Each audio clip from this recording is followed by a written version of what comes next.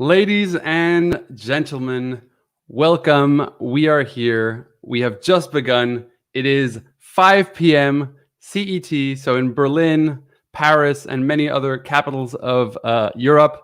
Over here in California, it is 8 a.m. This is the second digital revolution, the second iteration of this conference, and I'm so excited to be able to be here today to present it to you.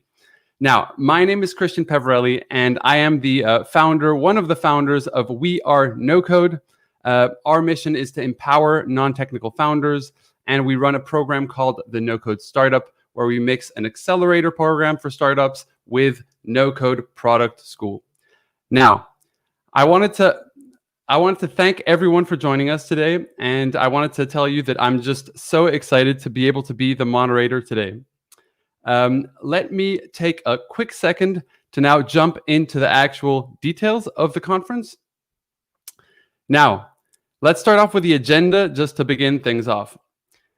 We are going to have a first panel that talks about entrepreneurship meets no-code, which is kind of the main topic of this conference.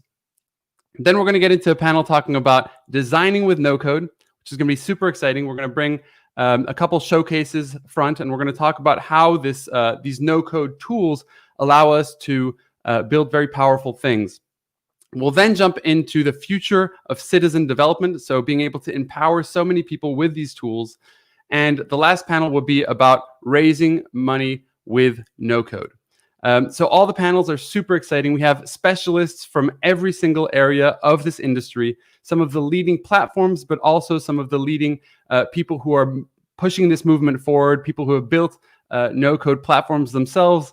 So just so much stuff coming. You have a chat that you can sort of type out your questions in. Feel free to put your questions throughout the panels. Towards the end of the panel, we'll try to address those questions. And so, make sure to use that. You can also interact with each other. On top of that, what we will have is, after all the panels are finished, we have sort of networking sessions and virtual booths. So the way that the actual event is structured is that we have a main stage where we're essentially presenting the panels. And then after all those panels are over, we are going to jump into networking sessions where you can actually do one-on-one networking with people, as well as having virtual booths. Now, there are several virtual booths that are going to take place, and each booth will be doing something a little bit different. So the first booth is booth 0 to 100, and they will be putting on a low-code workshop, so make sure to join them.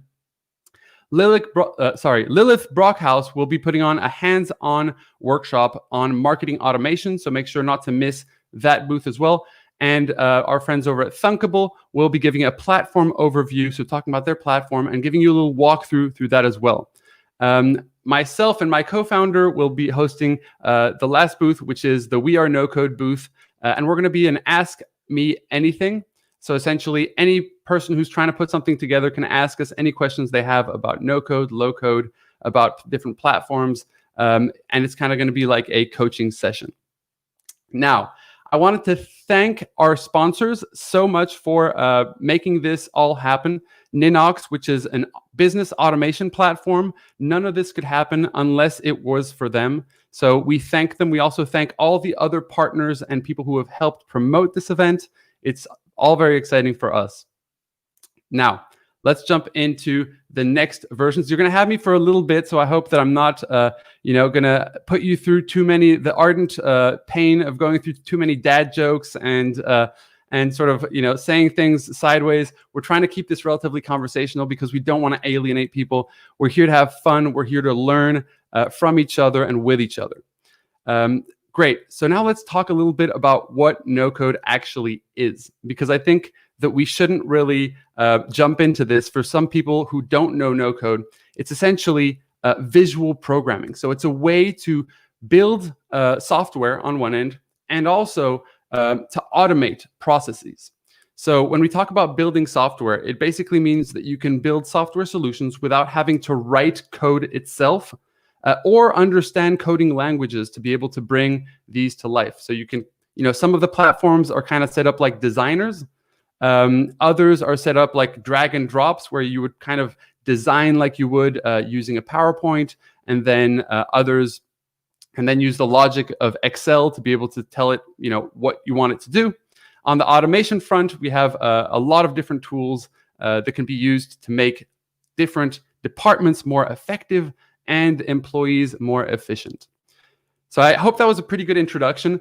I have to thank more than anyone here the two people who have made this possible, who run the second digital revolution. Sasha and Niels have been working endlessly and tirelessly towards putting on this conference. And none of this would be happening unless they had really spent so much time doing this. I want to thank them so much. It was a pleasure working with them. I myself am not actually one of the organizers of the second digital revolution, although I was lucky to be able to invite some of my no-code friends to come and participate on some of these panels. Super excited for it. And with nothing else to do, we are going to jump in to the first panel. So the first panel is all about entrepreneurship meets no-code. So if Niels is behind me and listening to me, he is my sidekick, my technical sidekick, and he's essentially going to transition us with sort of a couple of seconds like we entered into this magical world. Let's see if this works out. Niels, are you with us? Okay, I guess I'll just jump into it because Niels is telling me to jump straight into the panel. So I'm going to present the first person who's going to be joining us, and I'll have her introduce herself. So Lilith Brockhaus, she is the product manager for SoSafe Cybersecurity Awareness. Welcome, Lilith. How are you doing? It's awesome to have you. Thank you very much. I'm really happy to be here too, and joining this panel. I got into no-code since 2018 at my former company, where we kind of automated all processes and started building products with no-code since 2019. So I'm happy to join. No, and we're super excited and very glad and honored that you would give your time to be able to share some of your insight. So thanks for joining us. Sure. Awesome. Let's bring in the next person, Michael Lonita. He is the CTO and of Walls.io, also the co-founder of EU versus Virus. Michael, welcome to the panel. I love your background. How are you doing today? I'm great, Christian. Thank you very much. Looking forward to having inspirational conversations today with you and to sharing my knowledge from no-code and how it can help people. Nice. What brought you to this whole world? Did you just discover no-code on Twitter like half of us? On Twitter, yeah. No, actually kind of COVID, to be honest, because I had much more time on my hands to figure new things out. And I'm actually a tech person. I'm a CTO right now at Walls.io. And I figured out that no-code can help existing companies, but also people that start startups. And I dug into it and I got lost, right? I got lost into it. It's so exciting and it's truly opening new doors for people. So me as a tech person, I'm also on board, right? So that's how I came to this and sharing my knowledge, helping the movement. That's awesome. Very cool. Okay, so next person who's going to jump in here, we have Frank, and this I'm going to have to pronounce it potentially bad. Bomer. It's one of both. I'm pretty sure. He is the founder and CEO of Ninox. First of all, I want to thank Frank for sponsoring this event and making the entire thing take place. Frank, tell us a little bit about your story, how you got into this no-code thing. Yeah, thanks, Christian. Thanks for having me, and really excited about this opportunity and this evening. So about my background, I'm actually a coder, so a software developer.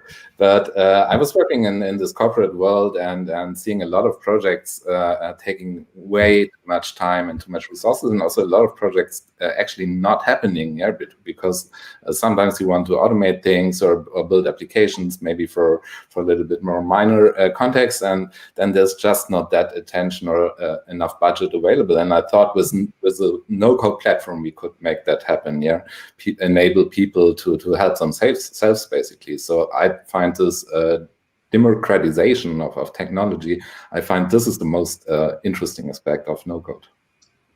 Yeah, I think, a lot of us share that feeling as well. So, it's just very exciting to see that it's basically, to a certain extent leveling the playing field. But I won't get just into the topics right now because we have one other incredible guest, Mariam Hakobian. She's the founder and CEO of Softer.io, which is also a no-code platform. Mariam, thanks for joining us. How did you get into this crazy world? Hey everyone, thanks Christian, thanks for the intro, and really excited to be here. My journey, I would say, hasn't been really traditional, the Twitter world, really, to start with. So my background is also in product and tech, like Frank mentioned, and I have been building software products myself and also leading technical and product teams. And I just have seen, together with my co-founder, we just have seen too much repetition in every other company, building the same things over and over. And on the other hand, while hiring engineers, there is just huge scarcity of engineering talent. Everyone is not going to be able and is not going to be willing to learn how to code. And the salaries are exponentially growing, as everyone knows. And yeah, we just thought, why not to have a platform where all of these repetitive components are given as building blocks, and then on top of that, companies can build whatever is only unique to their business. So that's how we started Softer. And with Softer, our mission is to really empower, democratize software engineering, and just empower anyone from non-technical background to be able to build products, to build web applications, and start their own businesses. That's so cool. And I think that, what's very exciting about this is that I salute everyone who's joining this movement. I also am so excited to see more women join the movement, more people from different backgrounds, diversity. We'll jump into that in a different panel. I happen to just be a white dude, so I have to show by example, right? So let's jump a little bit into this panel talking about entrepreneurship meets no code. And I'll probably just give a little introduction about it.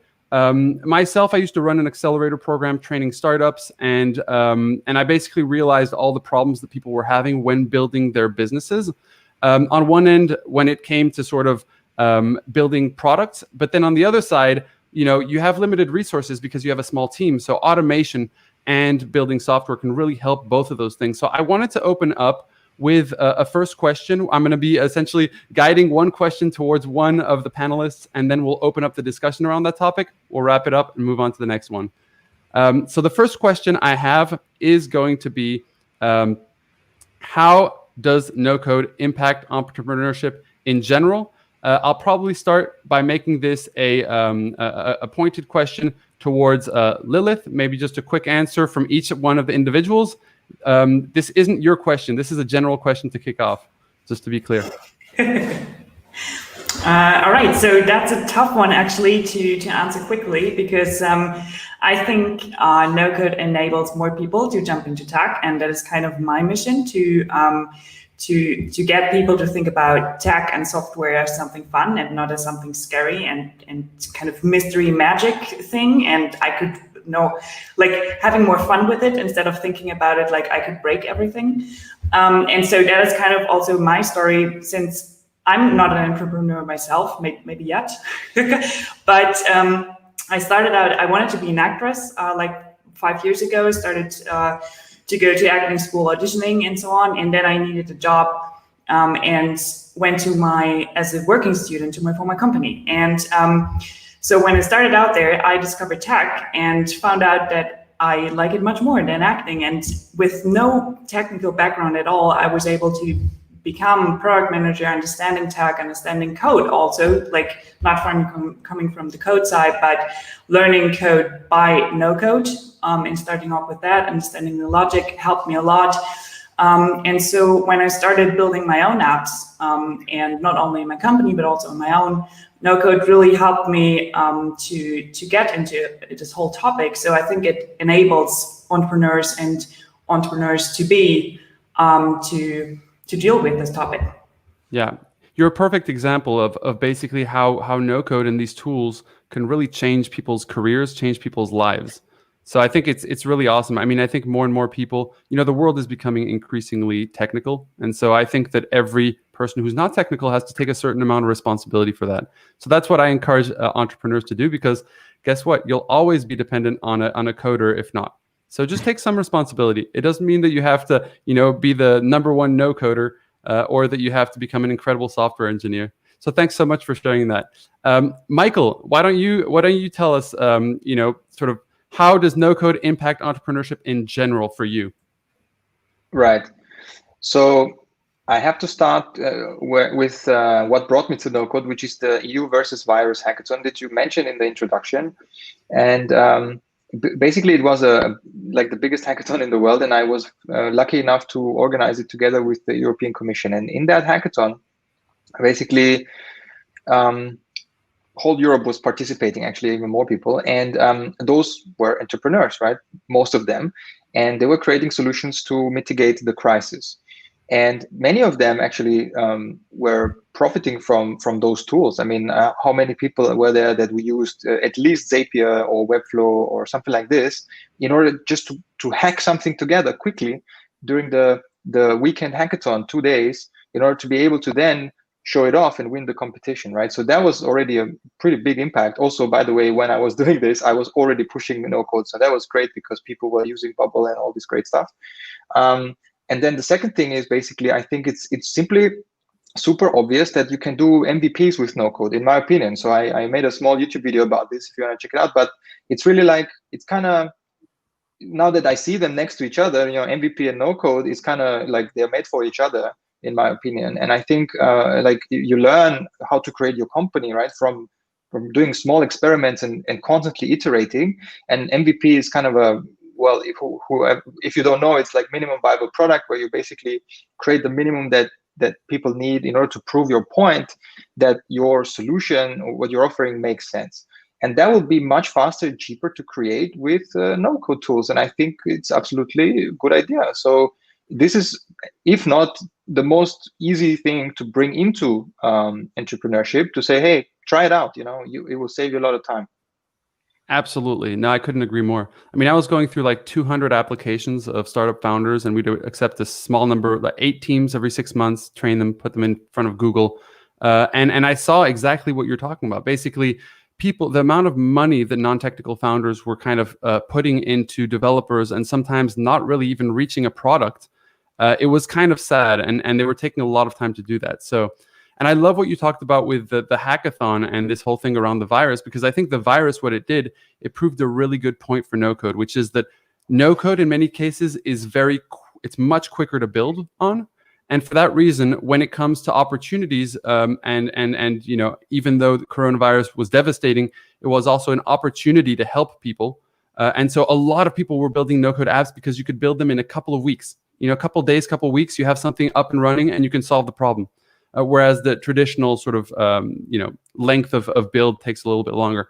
I'm really excited to ask the same question now to 2 people who have actually invested their entire career in building tools that other people could use to actually build and automate. So let's start with you, Miriam. How do you think this is going to affect entrepreneurship in general? Well, I mean, 97% of the people don't know how to code, right?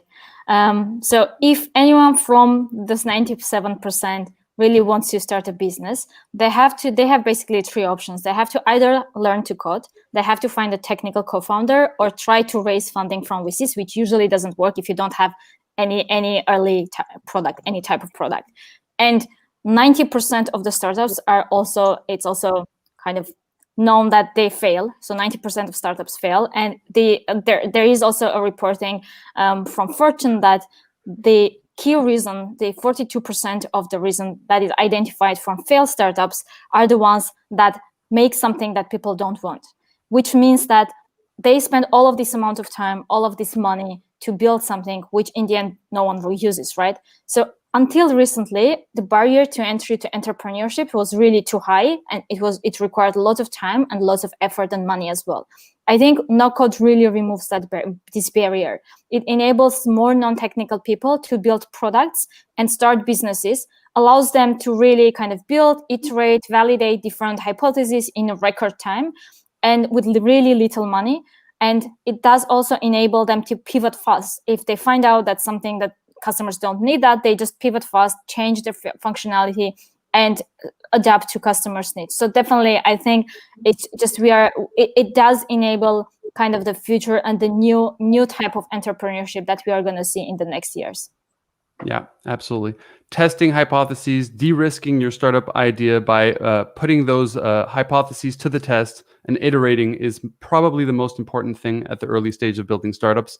You come in, you have a great idea, but the reality is that unless you're going to be your own customer, then your own idea is maybe a little bit less important than the need of the market. So testing that with no code, totally agree. So how about automation? What do you think? Sorry. Let's go over to Ninox and Frank. Yeah, thanks, Christian. Actually, I couldn't agree anymore to what has already been said. So no-code is definitely a great option to build your product as a founder. And yeah, creating a startup is really about iterating fast, failing fast, and being able to adopt quickly what you've already built. And this does not only mean the product, the customer-facing side of it, but of course also your internal operations. Yeah, you need to create the supporting services. You need to, as your company grows, implement a lot of internal processes, and that can be also addressed with no-code solutions much quicker, and gives actually the same advantages. Yeah, you'll be just much more quicker. You need to spend less resources on it, and you can adapt everything in a much more agile fashion. And I think that really supports the idea of creating startups, and is definitely the future on how it will be done in the future. Yeah. Yeah, I mean, I totally agree. And I think the automation can be used within companies, but also for startups. Like, it's just a question of what is it that you're trying to get done. And there's most likely going to be a more effective way of doing that. So, okay, let's jump into the questions now specific to individuals, and to kind of get a conversation started with each one of those topics. So I'll start off with Mariam. Is it easier to start a business using no code? Will there be more solopreneurs? Yeah, thanks. I believe absolutely it's gonna happen. So as I mentioned in the beginning as well, one of the ways for non-technical founders to go about building a startup, building something, is either to learn how to code or find a technical co-founder, right? So learning to code is hard to use, time consuming, and most of the people just give up halfway. And, also, even if you learn how to code, you learn basics, and it does require experience, years of experience of building something so that you can achieve something really meaningful. And I think that is not really going to, there's lots of course, learning opportunities, and even schools are starting to teach how to code, which is great. But I think half of the population is not going to become engineers, right? So the other option is finding a co-founder, which is what basically no-code is eliminating, especially at the early stages, that especially the modern tools, really also similarly what we are trying to achieve with software is really making the platform as simple, as easy to use, and not really requiring any technical understanding or any technical background of the people. So that just means that most of the modern tools are going to enable anyone without really tech background be able to build anything that they have in mind. They have a product, they have seen a problem, they are just going to be able to just do it yourself on the platform. Maybe in the future, when it gets more complex, when it gets more kind of specific and there are more functionalities, they can still bring on an engineer or more technical person. But in the beginning, definitely they wouldn't be needing to bring a technical co-founder, and that just means that there's going to be potentially more solopreneurs. Yeah. Awesome. Yeah, I think we all kind of agree on that front, right? Is there, again, now this is kind of an open conversation, but it seems like we're all very much on the same page about the effect it will have. Lilith, I see you getting ready to deliver. Let's hear it. Well, I think I agree with Mariam, but I would also say that it enables not only the ones who already have an idea, but also the ones who start out maybe in a small company, who use automation and stuff like that, and just trying stuff out. And because when they can use no-code automations, they can try stuff out for themselves, build processes for themselves, and I think that enables you to think like an entrepreneur if the company allows you to do. But I still think, no-code doesn't solve all problems, right? It can help you with that, but initially you need the idea. and still, have an understanding about how you want to structure it. And I think no-code helps you with that. But I still think it's still the tool. So you still need to have the idea, but maybe no-code can get you there because it's so easy to play around with it. Yeah, I've started saying that the problem at the moment is not the tools; it's connecting the people with the tools, because getting people to actually be willing to learn them, even though they're quicker to learn and all that. But I think that more and more people are realizing, well, what are my options? And I think as Miriam mentioned earlier, they're rather slim if you're non-technical founder. I couldn't tell. I mean, it's just like how many amazing, smart people come out of business school. And even entrepreneurship MBAs, and they essentially we have many of them in our program, and the reason why they come is because they've learned so much about entrepreneurship, but when it comes to actually building, testing, validating, understanding what's happening within the product, like they still have a massive skill gap. Yeah. I also sorry, go ahead. Okay, so I also like to think about no-code as just another language, like another code language that is really easy to use, also has its limits, of course, but is accessible to just a lot more people.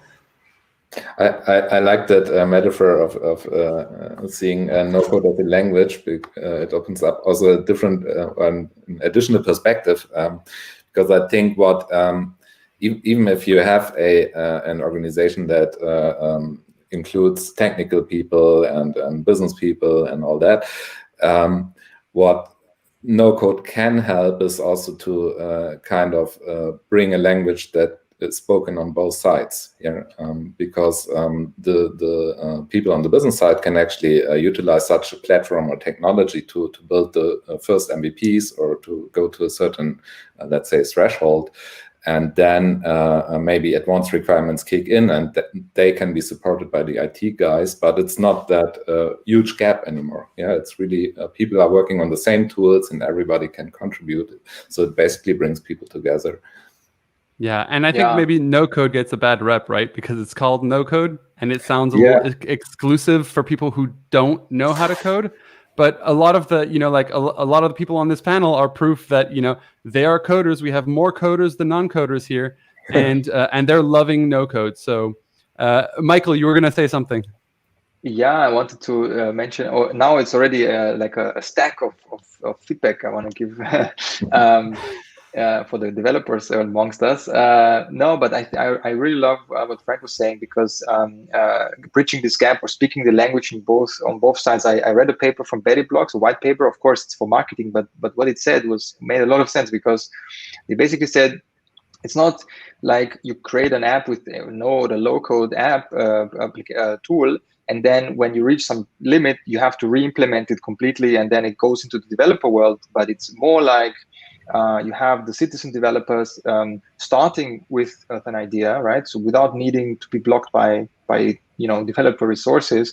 But then when help is needed to overcome some hurdle that is not solvable with that tool in that moment, it would be great if those tools can allow developers to hop in, help out, maybe create a module or a plugin or what you call it, and then go out again, and the citizen developer can continue building the app, right? And this way they can collaborate much closer, and of course you have less hurdles, right? Any product manager listening to this would be like, wow, that's awesome, right? Because of course, right, you can much faster iterate, and you open doors for more people. So I really like this idea to think like this. If you create a tool, I mean, I'm not creating a tool, but we have two people here doing that, and I'm sure you know about this, but this is like bringing the world super close together, so that developers don't feel like they're not needed anymore, because that comes up a lot, right? It's really a topic, but still we enable citizen developers to create application. I'm not sure, by the way, about the citizen developer term, because because they're not developing, right? But how about app creators? Anyway. And the other thing I wanted to mention from what Lilith was saying is basically you still need the idea, but you still need to understand how startup works, right? So it's not like no-code will solve everything for you. You still need to understand how to raise money. You still need to understand how to market your stuff. And that's for sure. And because it's a language, kind of like any other development language, it does have an architecture. Speaking technically now a little bit, yeah, you can start quickly, but if you want to really grow it, you should think about where your data is, where your backend is, and how you put those tools together. And you should have kind of an idea on a diagram how your stuff will be placed, right? Now I'm not talking to the super beginners, but to somebody that is more advanced. Yeah. That's a great transition into the question that I have directed towards you, which is what are some of these sort of technical concepts or technical, let's call them skills, that you think are required when you're building with no-code? So, we talked about this previously around sort of data structures. Well, there are certain concepts that people need to understand for certain tools, others not. What are some of the things that I guess you think are good to have a grasp of? Right. Yeah, that's a really good question because I really like to talk about this, the concept of the database. So, I mean, every application is built by 3 elements. I mean, all of us know, I guess, but still it's the database, the visuals, and the logic. Some people call it different. It's really the same. And the data, right? The data is usually not so much a concept that the vast population understands, or how to structure it, how to store it, how to, maintain it, because it's usually not the case that you have this issue.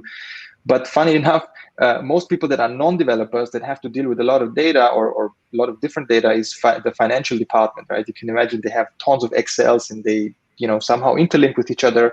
And so what I want to get to is basically how to build a simple data structure.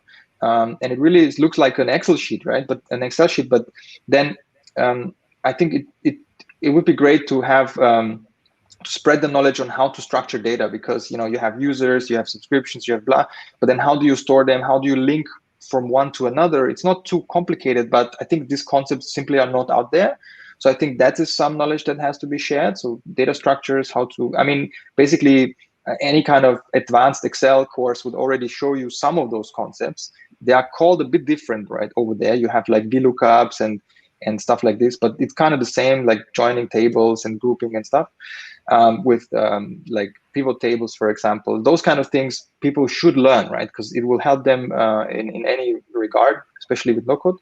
But also to understand that basically the data is just the data. It doesn't have any functionality unless it's used by some other thing that will take it and then display it and repeat some elements and this kind of stuff, like concepts of how to get data to make it useful for displaying for people, right? To show it to them. So kind of these things and much more, but those for sure.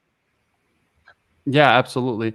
And so, Frank, you sort of directly run a company that has to get people to understand some of the basics in data. What's your point of view here?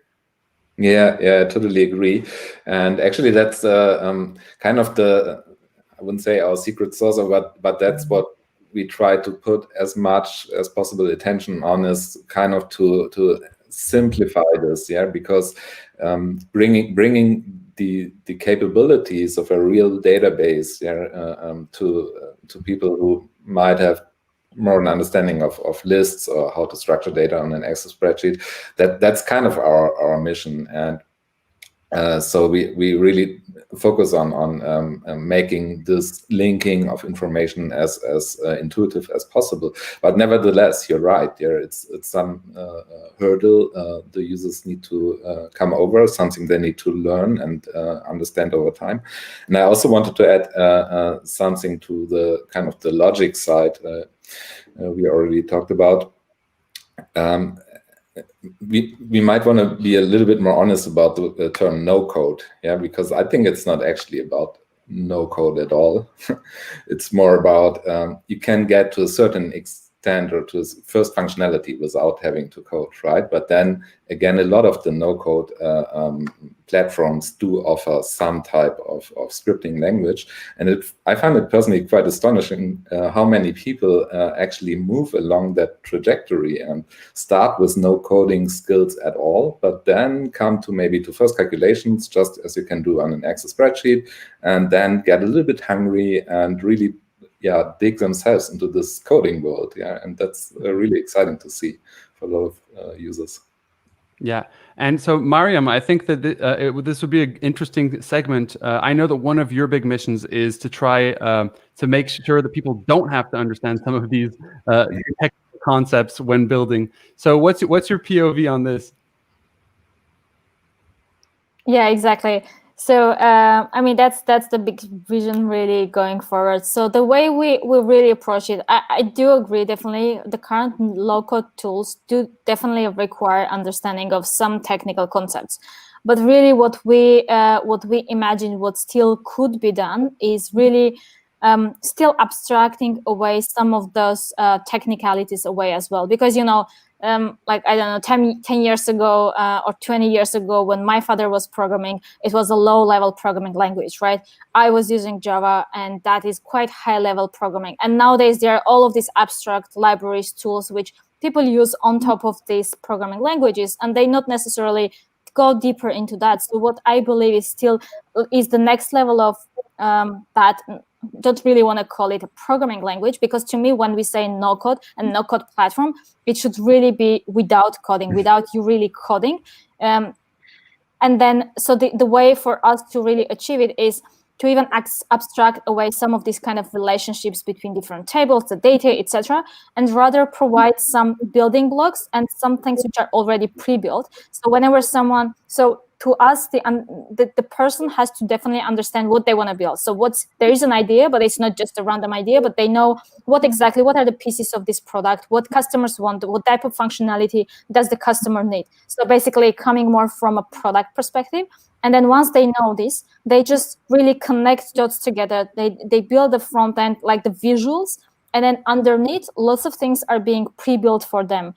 Some of the databases are being generated. Some of the business logic, which is common across different verticals, can get also generated. And once they kind of get up and running very quickly without going into much details, and then naturally, as a lot of people mentioned, they could still grow into being a bit more technical or being more tech savvy and getting into more details.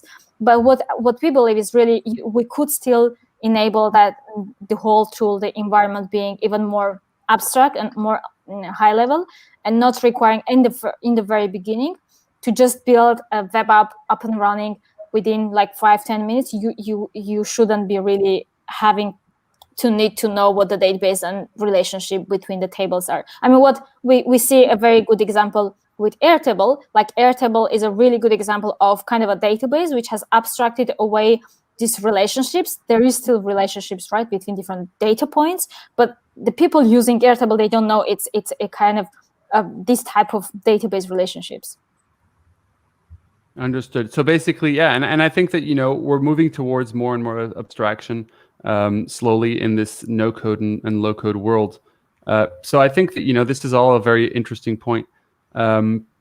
I think maybe we have quite a few questions in the chat. So I think what I'll do, since I have at least 4 questions here, I'll maybe direct each question towards one of you, or maybe if one of you is interested, I'll read out the question and you can sort of let us know if you want to address it. So no-code platforms would be an extension of wireframe tools, and once we build the MVP, then the application can be moved to more complex technology. Do you agree? No-code is only good for MVPs? Anyone want to take this one? If not, I'm going to take it. Maybe So I can. Yeah, I think, yeah, go ahead, Miriam. Okay. So I just maybe very shortly, I do think especially the current modern tools that are pretty new. So the space is new and the tools are just really developing. I think the biggest concern from everyone is really like around security, scalability, and performance. But I do believe what we are seeing is more and more tools really being established, which have that at the core of their business. And like scalability and performance is already kind of embedded into the platform. And we are going to see more and more companies building and running businesses on top of no-code tools. And I don't think really like there is much. It's just from an infrastructure and technical perspective that is possible. It's just whether the platforms already support that or have that at the core of the business. Absolutely. And I'd say if you have a problem that you have more than 250,000 users a month, then that's probably a very good problem to have. As a founder, you're usually facing, is this thing going to work? Is this thing worth another 3 to 6 months of my life and time and money? So I love that. Thanks, Bibhu, for the question. Yes, Michael. I have something to add to that. So I got some people asking me actually constantly, can I build my idea with no-code tools? Can you give me some hints which one would work for this kind of use case? And in some cases, they are dealing with medical data, right, or with bank data. It gets tricky because they don't feel super comfortable to put that data into some no-code tool, because it just feels wrong, right? They have to adhere to some rules, and also they want to make sure it's in their yard. So it's really, I think that no-code and also low-code tools, but I think low-code tools already have that covered mostly with hosting yourself and stuff. But no-code tools are made so simple that they abstract away also all the regulations, to be honest. So you have to take care of it. If you really deal with medical data or financial data of people, and you want to build an app like that, then you have to make sure where your data is hosted. And maybe you want to use no-code tools where you do separate your backend, where your data is, into something that you have super control over. There, for example, there is backendlist.com. You can host it yourself, even if you're like that, and then build with some other tool the front end, which is UI Bakery or whatever it is, right? So it's interesting because the no-code space will have to face the same like levels of evolution as the other like normal coding space and data center space has faced over the past, well, many centuries. Yeah, I think that's completely correct. I think a lot of us agree on that point. Let's go for another question maybe. So this is from Kanar. Hello, how can you convince that no-code isn't easy as it claims, as most no-code tools still require a technical mindset? So I think it's a question around why do you think that no-code is so easy if it still requires certain technical mindsets? If I might go ahead, Frank. If I might jump in, you can basically see this as a kind of a power distribution, right? There's many people using Excel every day. Yeah, some of them in a very simplistic way, some in a little bit more advanced way. And then there's, on the other end, there's developers, like the 3%. Was it 3% of the population? I don't know. So that's a very small set of the population, but a very large set of the population is able to implement, in a way, useful Excel spreadsheets. And no-code is very close to that.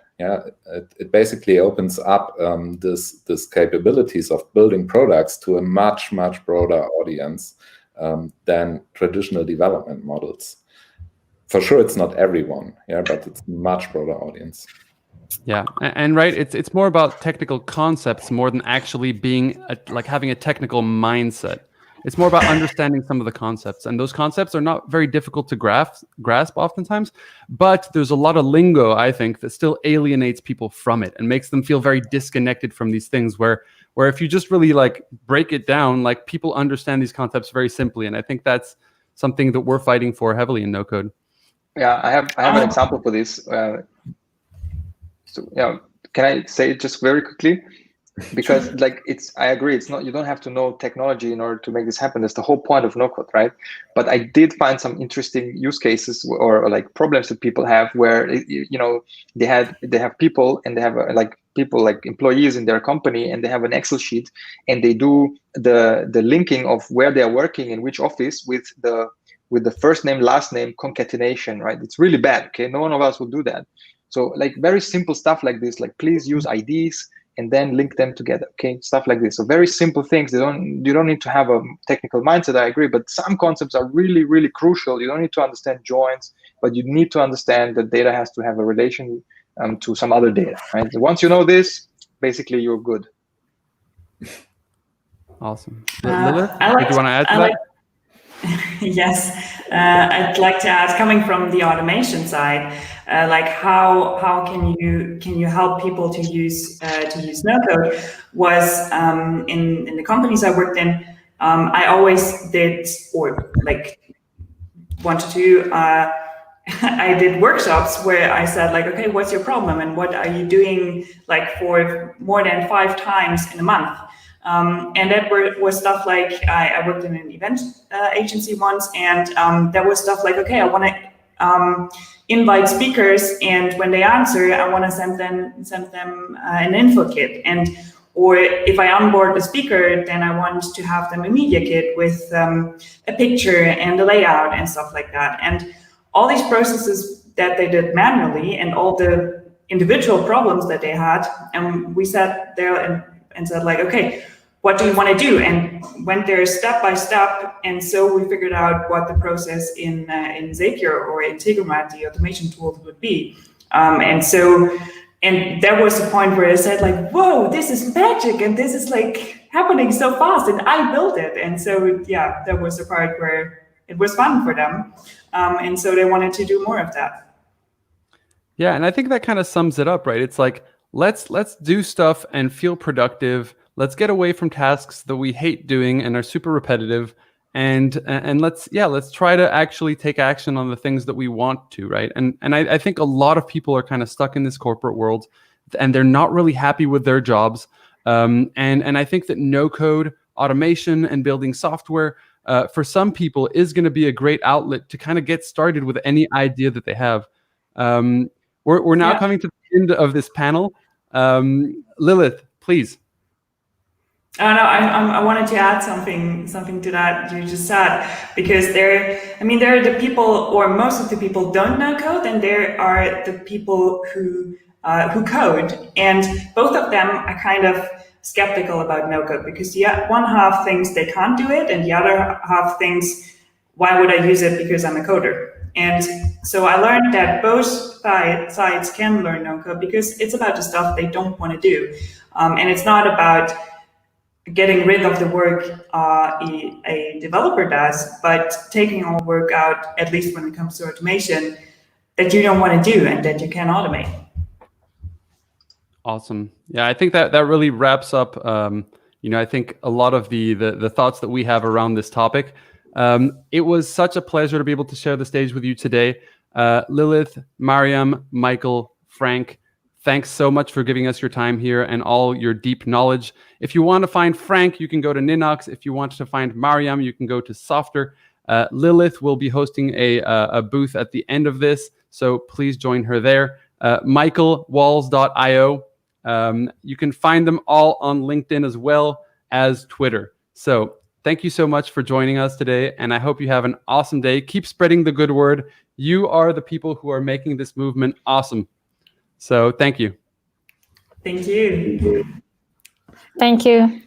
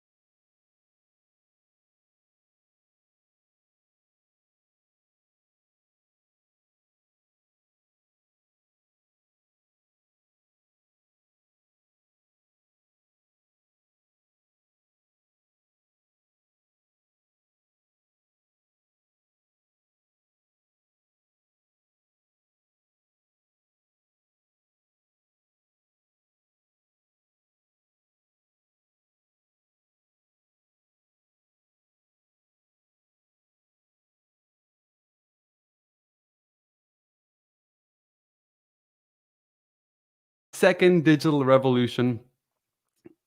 Oh, okay, there you go. Now I'm unmuted, I guess. Thank you, Niels. So yeah, as I was saying, welcome back. This is the second Digital Revolution conference. My name is Christian Peverelli, and I'm so excited to be able to jump into the next panel. Up here, it still is lying to you. We are not going to jump into this panel. We are going to jump in a very exciting panel that is going to be called Designing with No-Code. And I'm so excited to be able to bring two huge specialists in designing with no-code today. The first one, his name is Sarkis Bunyatian, also known as Sarko. He's the founder of Meraki Ventures. We're going to bring him live right now, and we are going to start this party. Sarkis, how's it going? How you? Great. I love your new haircut. How are you doing? Excellent. How are you? Very cool. So I don't want to show you off too much, but I tell people that this man is the godfather of no-code. He would not agree with me because he is very humble. Not at all. He has built so many amazing things and has basically been a trailblazer in this area. He's inspired a lot of people as well.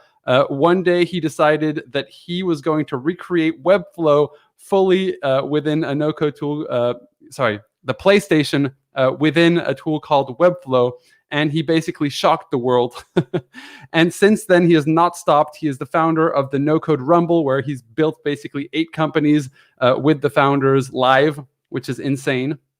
Sarko, thanks so much for giving us your time today. Welcome.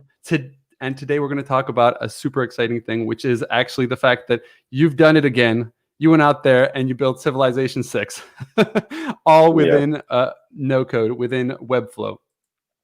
So why don't you tell us a little bit, first of all, kind of what brought you to this world of no-code? And I'm sure at the time no-code did not even exist because you have been around for a while, my friend. Thank you. Christian, I think we met actually a few months ago, and I've just seen the evolution of how you've been diving into no-code as well with Sasha and the rest of the gang, and it's just awesome to see and be able to participate in the second digital revolution. Thank you for having me. I started getting to design when I was around 5. My dad introduced me to Photoshop, and then after that I just kind of dabbled in more and more tools. I just got addicted to discovering more tools that could just let me express my creativity without holding me back. And very soon I realized that no matter what I design or create, I can't really be independent. I have to depend on developers. So that's where in 2005, 2006, so I really started getting serious about no-code tools. Back then, no-code didn't even exist as a term. That's a very recent kind of term. But to those who don't understand what no-code tools are, they're essentially visual development tools. Think Photoshop for the web, essentially. And what you could do with no-code is it's not a replacement for code. That's a problem with that term. People think it's a replacement code. On the contrary, it allows you to interact with code by clicking instead of typing. That's the simplest way to think about it. And what's really awesome is that it's not just Webflow, but there's other tools like Bubble, and Zapier, and so on. All of these tools, they're essentially automation tools. They allow you to automate a lot of the behaviors that you would normally do by writing code. So no code is more of an augmentation. It's more of an expansion of what's possible. And I think it's going to allow, as time goes by, visual development tools. I think that's a better way of thinking about these tools, rather than just describing it simply as no code. It can be a bit divisive as a term if you don't really understand the full context behind it. Visual development tools are going to allow us to create practically anything by clicking. And to prove just how powerful these tools have become, that they're not just website builders, they're not just gimmicks. Back in January, I went on kind of a mission, a crusade to kind of build game consoles and prototypes and experiences publicly for the community to kind of understand that, shit, I could create a lot with these tools. I could create entire software suites. I create prototypes to go raise investment like I have in my career in the past. Earlier in the early days of Meraki Ventures. So to the 2 best examples I can bring you is the first one is the complete rebuild of the PlayStation 4, the UI, which was launched back in January, and the founder of Webflow, Vlad Magdin, was super kind to share it with the community, and that's how most of the world found out about my work. Most of my work is very private. I'm under strict NDAs for a lot of stuff that I create for companies using no-code tools. So I thought this year, how can I really demonstrate the power of these tools? I have to really find public initiatives, to create public initiatives to do that. So, then I followed it up in March with the No-Code Rumble, which Christian just mentioned. And I thought like, okay, what is a crazy kind of hackathon we could create where we could bring together like 8 people I've never met, and we could just, in a span of a few weeks, create 8 distinct products. And we did. And actually some of them are already generating revenue from day one. People have already quit their jobs to completely focus on those initiatives, on those projects. So the No-Code Rumble really was a rumble, but it wasn't like people going and competing against each other. It was more like competing together to elevate one another and create new possibilities. So that was really cool. And then a few weeks ago, I followed it up with, which I feel is probably the best example of how far you can push no-code tools. I've personally never seen anything like this, and the community seems to agree as well. It was a complete rebuild of Civilization 6 inside of Webflow. This features over 12,000 individual elements. It features over 400 interactions, 1,200 assets. The whole project itself stands at 124 gigabytes, and it all runs on a single screen, simultaneously in a single screen. And that's what blew me away, because I never saw the full possibility of these tools myself. I've used them for massive projects, but never anything on this scale. So that's where I realized that, this could serve as a very good example for the community. And, people often ask me, well, why would you go so far? Why would you build something like that? In like 2-3 weeks of painstaking work building that. And that's like asking, well, why did we build, ungodly monuments? Why do we build temples? Why do we build, everything else? It's to inspire. And I think, the human beings, they need symbols. We get super inspired by symbols. And my inspiration, no-code tools have unlocked my potential. They've taken my career to a whole other level, not just Webflow, but many other no-code tools that I've used. That's what I really love about no-code tools, is how you can combine them and create this kind of ecosystem.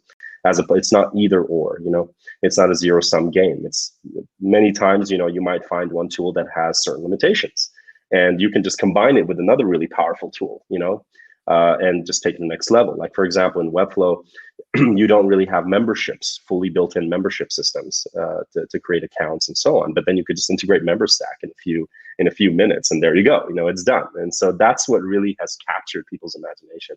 And I would just wrap up by saying that really my goal in the no-code movement is to basically be the one that is just pushing no-code tools to the bleeding edge and showing makers what's possible. And hopefully inspiring them enough to take that leap of faith, to try and just spend a few hours looking at some of the tutorials, whether it's Webflow or Bubble or any other tool, and trying it out, and eventually being able to take their destiny into their own hands, take their career into their own hands, like many thousands of makers, including myself have, and including Nelson, who is going to be joining us shortly. I've learned so much from him over the past few years. I can't wait to get his insights into the conversation as well, and ultimately be able to have financial freedom and then create impact around the world. There's so many examples of how somebody who was just a simple designer, for example, just a talented designer, was able to take no-code tools and just be able to create things, create software applications and so on that normally would have costed tens of thousands, if not hundreds of thousands of dollars to build. And then that person could just be dedicated to spend a few months on it alone and unlock their possibilities. So I think this is really just the tip of the iceberg, and we're about to go to a whole other level in the coming decade. And Christian, you're just leading the charge today, so thanks so much. Oh, absolutely. I mean, like, hey, I would not be leading the charge today if people like you hadn't come in and been like, hey, this is not just for websites and e-commerce stores. Like, look what we can just create. And for those of you who thought the video that was just presented was actually just a screenplay from within the PlayStation, absolutely not. That was fully built by yours truly here on the right or left hand. Oh, there, that side. Just go to civilization.webflow.io and you can play with it yourself. And it's also clonable. So Webflow has a very powerful feature called cloning. You could just take someone's entire project, copy it over, and be able to use it for your own projects. So you could even take a template, for example, take some components and then use it to build your own website. So in this case, by just cloning this one project, you have just hundreds of individual menus and components and ideas. So really, the only thing holding you back today is yourself. There's no excuse why you shouldn't be testing your ideas today and just taking the next level. There's no excuse. I love that. And I also love the fact that like this idea of like creating these monuments that kind of like lead the charge and that are just like, hey, look at this. This is, you know, the Mona Lisa. Well, some people wouldn't find that very impressive, but basically, but you know, like being like, hey, this is what's possible. Now, we're not saying that you'll be able to do that overnight, but if this is possible, guess what? Like, if you get started today, you also have possibilities within this field. And when you hear stories like yourself, who starts off just simply as a normal designer and suddenly realizes, well, why am I just designing if I can have functionality behind that? And then jumps into no code and then realizes from there, like, and yeah, I mean, someone has to be there, you know, holding these no code platforms accountable to making it better and better. And I think that by pushing those no code tools to the limit, you're doing just that. So yeah, no, it's just an honor to have you. And honestly, like just in the couple months that we've known each other, it's been awesome to interact. I think that you provide so much inspiration, but also lead by doing, and that I love. So I think we'll continue the conversation, as you said. We'll bring in Nelson, who is the founder of Pixel Geek, which is a no-code community. He's also works within Webflow. He knows a bunch of other no-code tools as well. Nelson, thanks so much for joining us. Why don't you tell us a little bit about your story, how you came to this whole crazy world of no-code, and we'll take it from there. Well, thank you so much for having me. Yeah, my story. I guess back when I was 13, I learned all about GeoCities and AOL member pages, and everything from that was just natural curiosity. What is this code that GeoCity writes for me to make a site? There, at that time, there was already no code because GeoCities had two versions. They had a basic and advanced, and the basic mode was just filling out a multi-step form. And then once you're done with that form, you press publish, and you have a website. Cool. That without writing code, you were just filling out some input fields. But then I got curious with advanced mode and said, what is all this weird things on the screen? So what if I mess around with this? Oh, I broke something. Okay, let me put it back. And naturally, I just started to learn a thing called HTML. And that led to me finding out a friend said, hey, I have this thing called Photoshop and it can round corners on graphics. And I was like, yo, that's a thing? Let me learn that. And I got more interested in this thing called Front Page. And then another thing came out. And what I love about the whole web design industry is that there's always something new to learn. And it's either a new technique, a new piece of code, a new software. It's like being a kid. Every week, there's a new toy to play with. And when I think of no code, I think of just being a kid. Because as humans, we all are visual learners. You don't become you don't get born into this world knowing how to do logic. No, you learn visually. You look at what the people around you are doing. You start to learn and listen. Okay, this word that I'm hearing refers to this color. This word that I'm hearing refers to this object. So we're all visual learners. And then we get into going back into web design. I learned Flash because a friend said, hey, I can make a beating heart. And I'm like, tell me more.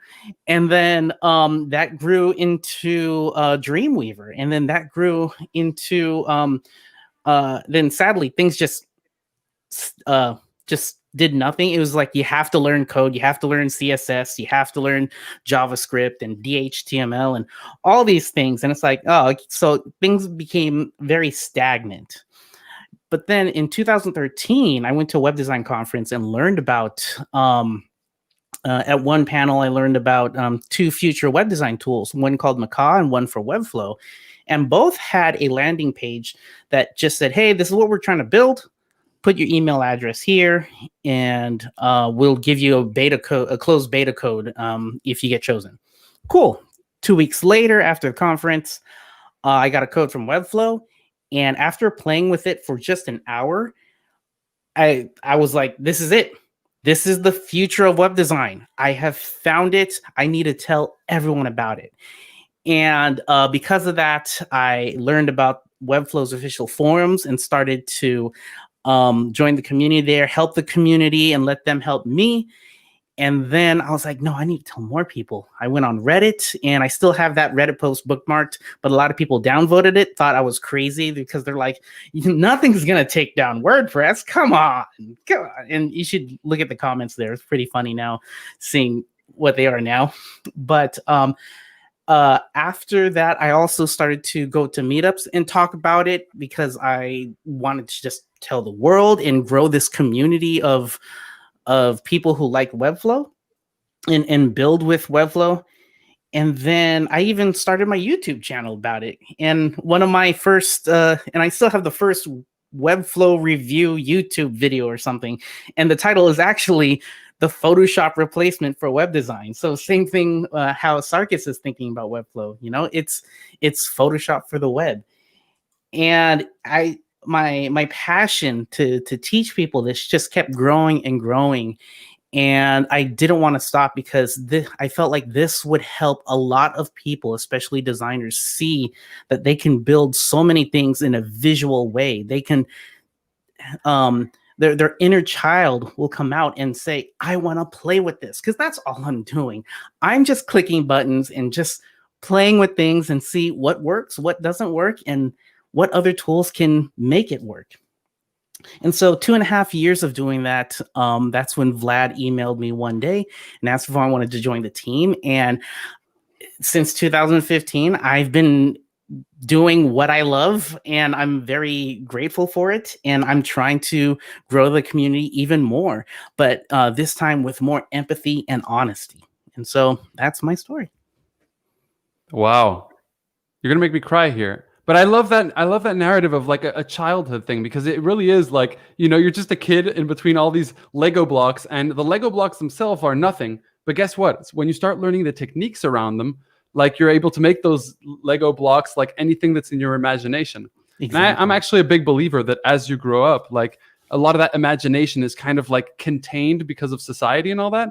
Yes. But I think that all these exciting tools, and you talk about like Webflow being great for like for designers. It's great for designers. It's great for all types of people. Other no-code apps are better for other use cases. I think that it's just this big playground, as you mentioned, and I think that that's where it gets exciting. I think that that's where we all get to kind of like be like, well, wait, like even though I'm someone who's never thought myself as someone technical, like I can do something.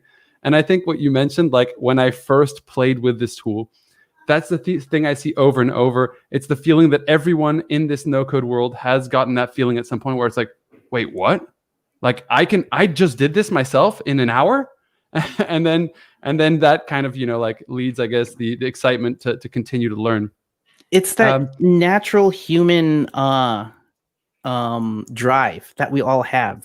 The drive of what I keep hearing Bill Nye say, it's the joy of discovery. Like, why do scientists, space exploration people, why do we continually try to look for questions that we don't know of yet, and then later find the answers that can then find questions? And that's the joy of in web design, at least for me, is what's next. And then after I build something, what's next after that? And when people have that natural drive and are given this blank canvas to just build any world, including a PlayStation UI or a full video game inside of a blank canvas without writing too much code, it just unlocks so much more human potential. And that's what we need. And it's like Sarkis said, it's just going to grow even more from this year forward. Yeah. So Sarkis, I want to kind of like jump right onto that and kind of like, what do you think the possibilities have, like what possibilities have been opened up now using these no-code tools, and where do you still in the short term see certain limitations within that? And then potentially like we'll then go towards the future, but like where are we now? Yeah. And what are some of the limitations, and then where are we going? I think that's an interesting topic for us to explore here. Sure.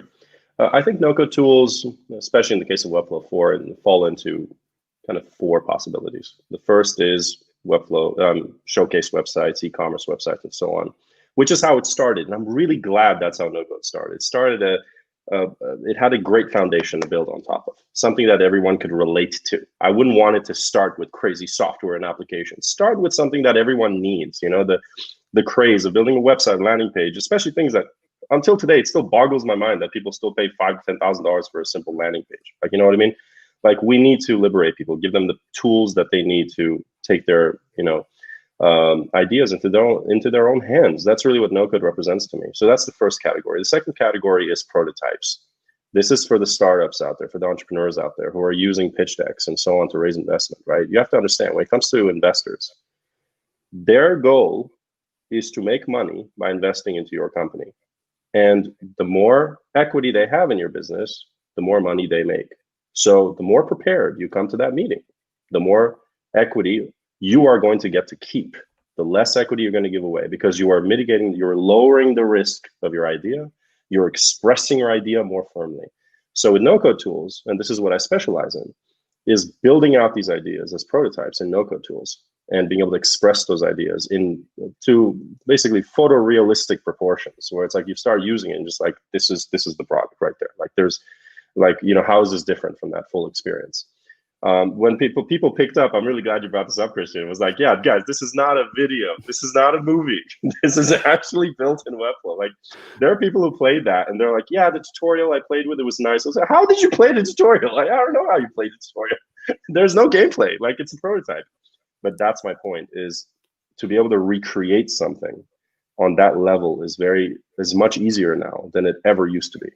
And now I'm like, okay, if you can rebuild Civilization 6, why can't you just build your own idea on that level? Why can't you do that? So with Civilization 6, it really was the mic drop to say there is no excuse. Stop it. There's just no excuse. You know, even when Firaxis and Sid Meier's reached out to me, they're like, we're floored. We don't know how you did that. Like, so I'm actually going to be, I'm really honored and humbled to be able to speak with them actually in December. We're going to be having a full live session with Sid Meier's and Firaxis team and Vlad Maglin from Webflow, diving into how these things are possible today. So the prototyping is the next category. So entrepreneurs can basically build out their ideas and then go raise investment. They don't have to use pitch decks anymore. Number 3 is MVPs.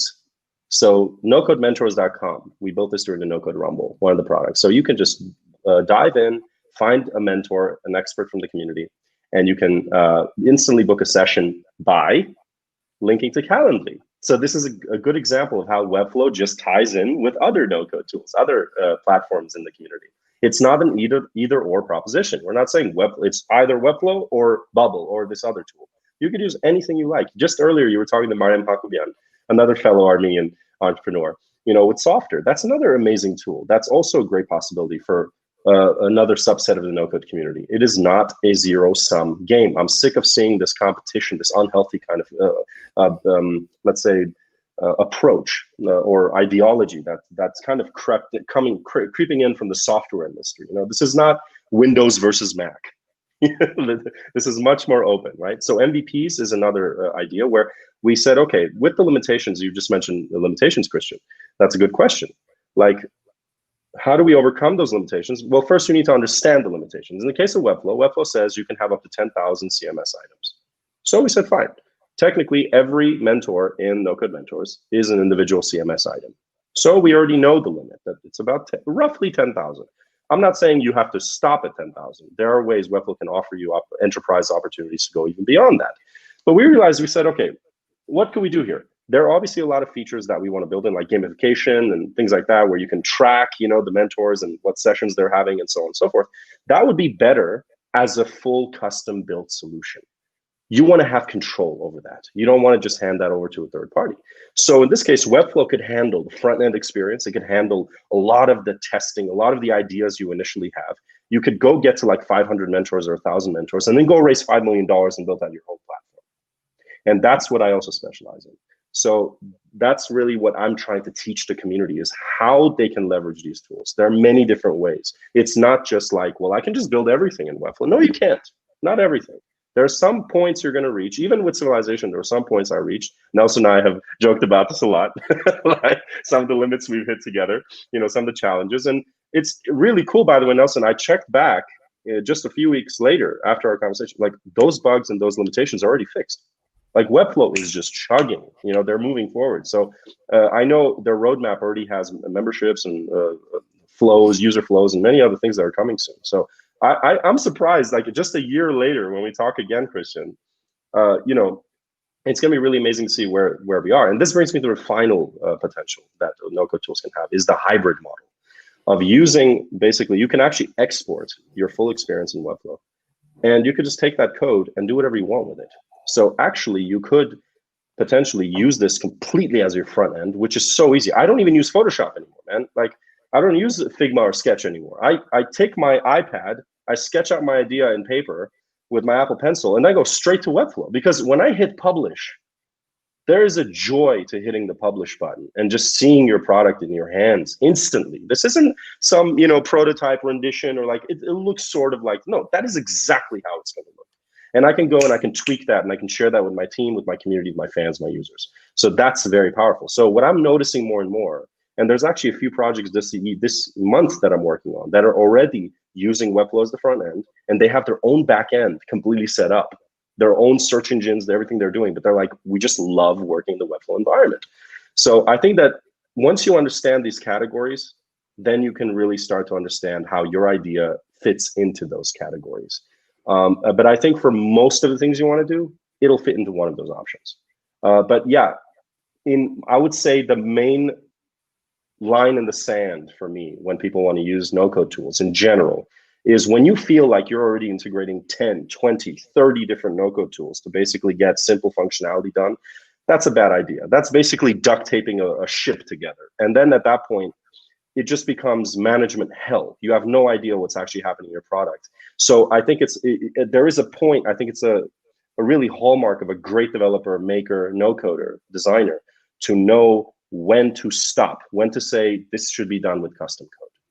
Don't be a religious fanatic here and just be like, well, it all has to be no code. No, you have to understand at the end of the day, all of it is code. You're just not typing half of it. That's the only difference. So I think the trend, just to kind of a cliffhanger here for the future of where I think things are going, is that we are going to have a much healthier relationship between code and no code. It's going to be a healthy balance. This is going to be a bridge. What tools like Webflow are going to be a bridge for designers and developers to come together and figure out what the best balance is. In the same way that you don't only use JavaScript to build your website, you use many other languages as well. You use many other libraries as well. But knowing which tools to use when is the hallmark of a true expert. And I think that's where we need to go together. Yeah, I fully agree. So I'm receiving already messages that we are over time. I would like Nelson to maybe, if you have some additional remarks about this idea of where you think this is going, I'd love to hear them. Everything that Sarkis said. Plus more, and much, much more. Love that. Awesome. Yeah. Go ahead. Yeah. Oh, awesome. no. Yeah, no. I mean, listen, I think the bottom line here, and I think you expressed it quite well, Sarkis, is that, this is fundamentally changing the world of design. Going from a tool like Photoshop and handing that off to someone who can code, you don't have to go about it that way, specifically in the early stages. If you need to eventually grow out of a specific tool, that can possibly happen. But again, that's a great problem to have. If you're at that point, like, hey, everything's good, like, that's, so it's exciting to see where it's going, and thank you both for just like leading the way. So again, you can find both of the gentlemen on Twitter. The Pixel Geek is the community that is run by Nelson. Meraki Ventures is the company that is run by Sarkis. Again, they're so active on Twitter and they have so much value to share. Please follow them on Twitter, follow their YouTube, follow any place you can follow them, just follow them. Thanks, guys, for joining and giving us your time. Really appreciate it today. Thank you. Best of luck with the conference. Thank you so much, sir. Take care.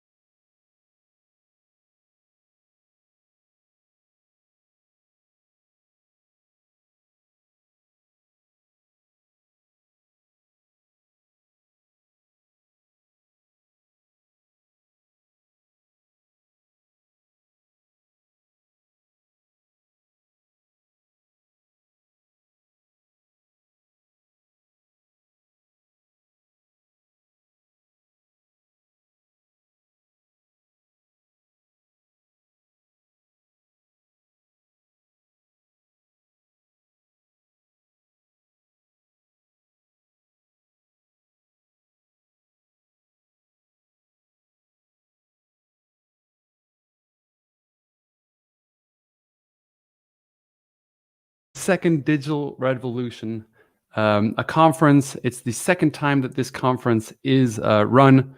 My name is Christian Peverelli. I am the founder of We Are No-Code with my partner, Eddie.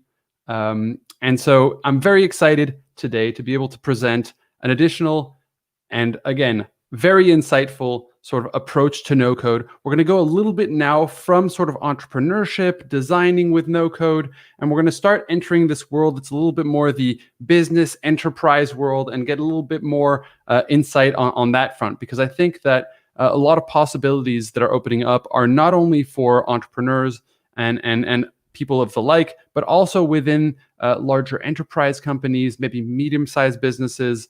And so we're going to be bringing to the panel a couple of specialists who are going to talk about the future of citizen development. And so this is a topic that's very interesting. It's funny. I feel like I'm a Looney Tune with these circles around me. Yeah, sorry. That's. I told you there would be a lot of dad jokes within this this conference. I hope you don't mind. I already see a lot of the panelists in the chat. I'm so excited to present them to you. So with no further ado, let me introduce you to the first person that we're going to bring on, Dave Garrett. He's a Chief Strategy and Growth Officer for PMI. Dave, thanks so much for joining the panel. Why don't you give a short introduction of yourself and tell us what you do? Sure. Thanks, Christian, and thank you very much for having me here. PMI, I think a lot of you might know us as the Project Management Institute. Our chief flagship product is the Project Management Professional, the PMP. But really more broadly, we're all about change. We're about helping change makers move things forward. And citizen development is a huge part of that. We've got products in Agile, we've got products in the design thinking space. And now we're looking at what really looks like hyper Agile to us. How people move things forward. They turn ideas into code, into reality, really. So we've got putting a lot of big bets in this space, thinking this is really going to be a huge part of the way businesses transform, and we're just really excited about it. So I'm happy to be here. Thanks. Yeah, I'm so excited that you guys are excited because I think we need a lot of people to be excited about this, to be able to break into every industry and make things more effective, more inclusive as well. So thanks for joining us, Dave. So the second panelist that I'm going to bring in is Arjun Jamnadas. I hope I said that correctly. That's perfect, Christian. Thank you. Excellent. Welcome. Great. Why don't you tell us a little bit what you do, and we'll take it from there. Sure. Well, thanks for having me. So I'm an MD at FTI Consulting, and I lead the citizen development practice over there. It's a new practice. Citizen development has been around for a while, although the name is starting to get embedded. Effectively, it's people being able to create applications without needing to resort to coding, right? And it's been happening since the days of Excel and even before that. But now it's starting to really hit pace in the corporate world, in the enterprise world. People are starting to realize the potential of these platforms. It's a really exciting place to be in. I've been here for the last 5 years. Loving it, watching it grow. So we're right at the beginning of this upswing. Delighted to be here to talk about it. Absolutely. Early adoption. And I think that we're really at this point where we're going to the whole industry is going to go like this. And I think it's going to be led, by entrepreneurs, by individuals, but also by these larger companies and consulting firms like yourself. Cool. Let's bring in some ladies, because come on. 3 men on a panel? This is not cool. We're going to bring in Sandra Moore, who is the CEO and co-founder of No-Code Lab. Hey, Sandra, how's it going? It's great. Thank you very much. Glad to be dressed up for balance. I know there's some more on the way. So hi, I'm Sandra Moore, CEO of Pan Intelligence and founder of the No-Code Lab. Accidental founder of a no-code solution, quite frankly. We built with the citizen data scientist in mind, actually, as opposed to citizen developer. And actually found ourselves at the heart of the no-code community on the data side of things, and felt that there was an opportunity to bring a lot more collaboration to the no-code community that we were working with and alongside. So we formed the No-Code Lab, and we're taking briefs from organizations, individuals, and non-technical people with problems they'd like to solve with data solutions, and briefing and feeding that out into the no-code community to help them sort of bridge that gap between having a problem and knowing where to go to solve it. And that's really exciting. It's brilliant to be collaborating and bringing together. I loved what Sarkis had to say when he said, this is open MVPs, right? This is not the world of Apple v Microsoft. So, I love the fact that this is a really open collaborative space, and so delighted to be here. So thank you. Events, collaboration, innovation. I love it. I love it. All the things that we all stand for. And I love the idea that you just stumbled upon creating a no-code tool, right? It's like, oh, I tripped up. Here's a no-code tool. There you go. Sorry for all the terrible jokes here, by the way. So Lacey Kessler is going to be the final panelist that we'll bring on board. She is basically Women in No-Code. And this is a very much needed organization. She is the founder of this organization. Lacey, thanks for joining us. Tell us your journey. What brought you here? Yeah, thank you so much for having me. I have the awesome opportunity of leading a community called Women in No-Code, where we get to empower and equip women in their no-code journey, whether they are looking to become a founder or they're looking to integrate these no-code solutions into their daily workflows, whether they're in operations, product, marketing, and those sort of things. So I'm very passionate about the no-code community, about educating the no-code community. My background is in product and software engineering. So I kind of have this holistic approach of how I teach and build products, and I'm just happy to be here and share with all of you. Well, we're excited that you're here too. And I'm super excited that also there are these kind of like communities that are being built to be more inclusive, very specifically pointing towards people and be like, hey, women, come, this is for you. Hey, people of, different racial backgrounds, different religions, different, like, this is for you. I think that that's something that's really going to encourage people. And you're leading by example. So thank you so much for that. Let's jump straight into it. So I'm going to ask you guys some sort of pointed questions for each of you. That kind of relate a little bit to some of the things. The idea is that we open up a conversation, and then there's probably going to be questions from the public as well. So the first question is going to go to Dave. So Dave, how will citizen development influence companies in their IT departments and the IT infrastructure of companies? What are your thoughts on that topic? I think what we're aiming for at PMI is try to create an organizational operating system where IT and the business can work together collaboratively to get things done, to drive transformation forward.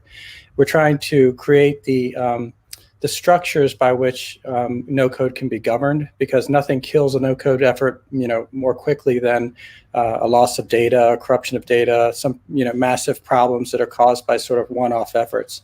So what we try to do is create an environment that actually speeds development, allows citizen developers to move faster, get things done more quickly, and be more productive, while at the same time helping the whole business move forward together in a productive way.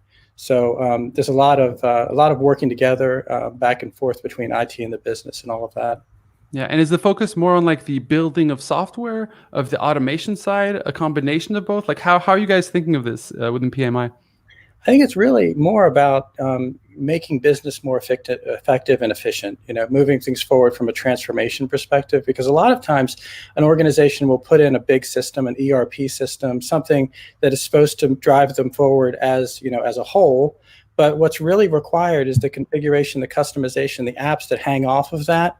To really that's where all the traction is. That's what makes the biggest difference. So we're trying to make that connection so people don't just sort of sit there with thoughts and ideas, unable to execute because the IT backlog's so long.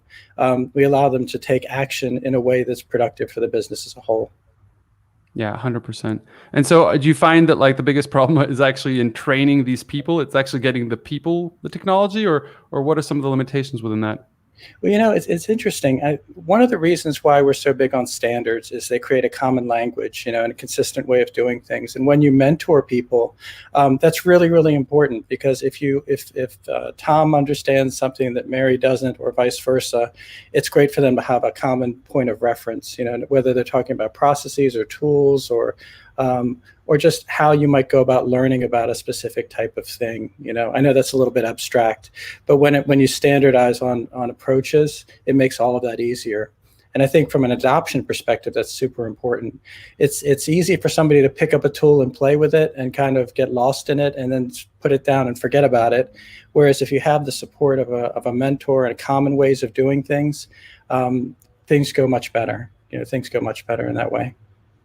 That makes a lot of sense, especially when you're trying to create that connection between hundreds and hundreds of people from completely different backgrounds and sort of skill sets into this sort of one vision, mission, technology, whatever it may be. Right. Love that. No, really interesting. Cool. So next question is going to go towards Sandra. So what's the impact of data self-service, citizen data scientists on organizations, from process and operational change to change of outcomes? Wow, that was a long question. Thank you. Yeah, seriously. Hey, some of these questions we already talked about, right? Prior to this. I'm not just yeah, I mean, it's interesting because the no-code community is a lot of the discussion. We talk about Webflow Bubble and all these other tools, this app building platform, which invariably are about automating the collection of or processing of the workflow of data, and therefore creates more data invariably. But part of the challenge is still that can end in a dead end, really, if it's still sat with a team of data scientists or data wranglers that are the only ones that are able to extract that to drive real change. So the real value always with any technology that is got data at the heart of it somewhere is making sure that if that data is going to drive real value, that the people that understand the problem, back to the whole purpose of no code, enabling non-technical people to innovate more effectively at frontline, solving problems with tools that actually can be adopted and used easily and quickly. It's the same with data, right? So with data, you need the people that understand the problem to be able to interrogate that data to find those nuggets of truth about why things are happening, but also predict what might happen next and therefore change outcomes. So in our world, that's enabling citizen data scientists to be able to not just build simple stuff like charting and reporting, because that stuff's been around a while, that's nothing new. It's actually bringing in machine learning, being able to build a model, interpret a model, visualize that model, share that model with other people, why are things happening, and then save that and apply data to it so that they can start to be triggered and notified of real change and make a decision at source about what to do with that. The other thing with data is we all know that most data needs some kind of cleansing or rectification, but it doesn't have to be brilliant. No model is 100% perfect. No model is 100% right, but it might be useful. And only the domain expert knows if a prediction or an insight is telling them something they didn't already know or may want to do something about.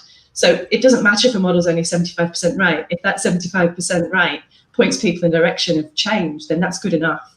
And I think sometimes we miss that opportunity to take what we've got in data, what we're capturing, and drive value from that without being puristic about, the probability scoring or the statistical correlation or the value of that data in the hands of people who, rightly so, are mindful of that. So for me, this is about, it's end to end. If you've got these tools collecting the data and processing it and putting it somewhere, if we don't enable that back to the domain experts that we're originating those no-code solutions, then we don't complete the virtuous circle. Does that make sense?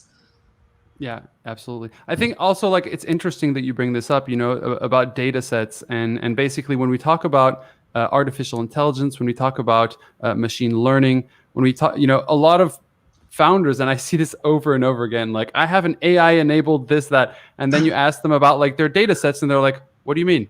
It's well, to be able to build, a model, you need data to be able to model, that artificial intelligence, which essentially is going to predict. And over time, obviously, the more data you get, the better it's going to get at predicting. But you're really deep into this in this data game. What do you think some of the misunderstandings are? And here, if you needed people to leave this conference with one sort of key piece of information about data as it relates to no code, what do you think that might be? You'll probably say 5 different things, but go ahead. Well, I always go back to when we were all at school or college and we learnt about basic statistical stuff, right? Averages. And we learnt about probability scoring. do you know what? That's just as valuable as anything else you put in the hands of a domain expert, of somebody at the front line of the problem. And actually, you know, the leap to AI is not necessary. In fact, the leap to machine learning isn't necessary to start with. In fact, actually giving people enough information, using some very simple mathematical principles that they will understand, because most people have been educated to a level around this, is a better place to start. So I think it's building in some of that, you know, simple stuff and making that visible and understandable can drive a huge amount of change in driving the value of no-code tools and what they're doing, right? So if the no-code tools are there to collect a lot of data and process it, you know, closing that virtuous circle back to drive the value, put an ROI on it, drive an outcome, deliver a change. Just start with the simple data conversations that people can understand, and it only has to start there. And if you can get them on that journey of, you know, what's happening, why it's happening, using simple maths, you can then move towards ML and AI. And it is a journey that you take people on. Hopefully that makes sense. That's fascinating. I mean, this whole world of data also, like, there's just so much going on here, right? From what's happened, I think, with data breaches to what happened with Facebook. And I think it's something that we really, really have to, you know, definitely take into consideration when it comes to no-code tools. And I'm excited to also see tools that allow you to actually build AI with no-code now. So Pelterion is a good example where you can, but then also people need to understand there are huge data sets out there that you can use if you need to do something like that. There are also many existing technologies, existing algorithms that you can leverage within your no-code stack. So, you know, people often talk about the limitations of no-code and they're like, well, AI, ML, well, we're going in those directions. It's kind of funny because since I used to run an accelerator, a lot of people think that I invest. So I receive pitch decks all the time of no-code companies, people like developing no-code AR modules that you'll be able to pull into your no-code application, right? So I think that it's just kind of exploding, and data has just a huge play in that.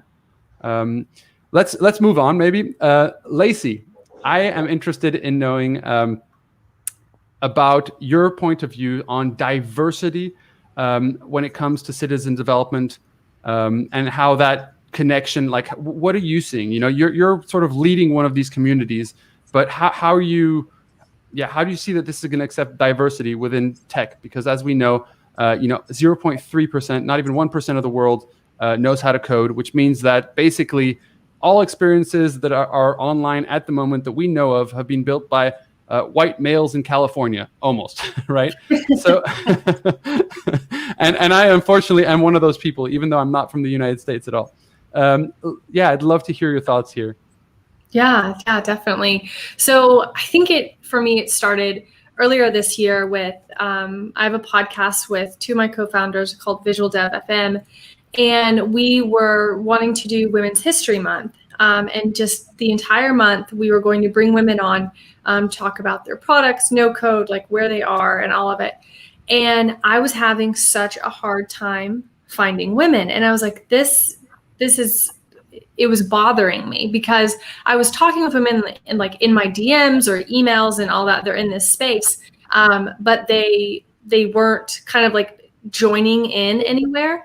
And so to me, it was like, all right, well, this isn't okay. Like, we need a place where women feel that they belong and are wanted. And so that forced me to, like, I have to do something about this. I see this. So started the online community that we have, and really began to try and understand. So my experience in perspective, I have rarely felt not wanted or like I didn't belong. And that just could be personality. I don't know. I kind of will force myself in there, but have really wanted to hear their experiences and understand their stories so that we are creating good change, and this community is valuable for them.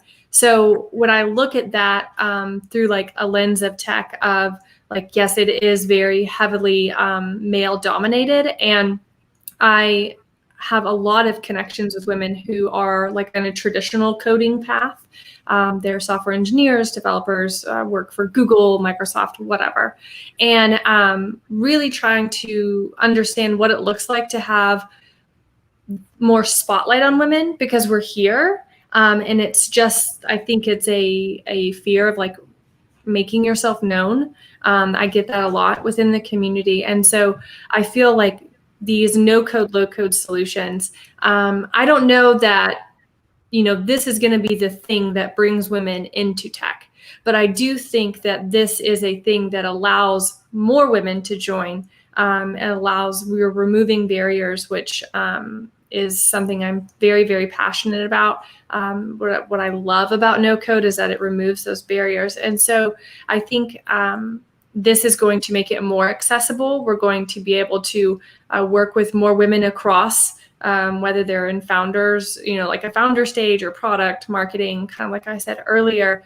We're going to be able to incorporate them more instead of siloing them off of, oh, well, you don't write code, so you can't come over here and play, right? Like no code levels the playing field for everyone, and it makes creating your own software accessible. And so that, I think, will be very appealing to, continue to diversify and bring more women in. I love that approach, because I really specifically what was powerful about what you said was this idea of like bringing women in and listening to their story.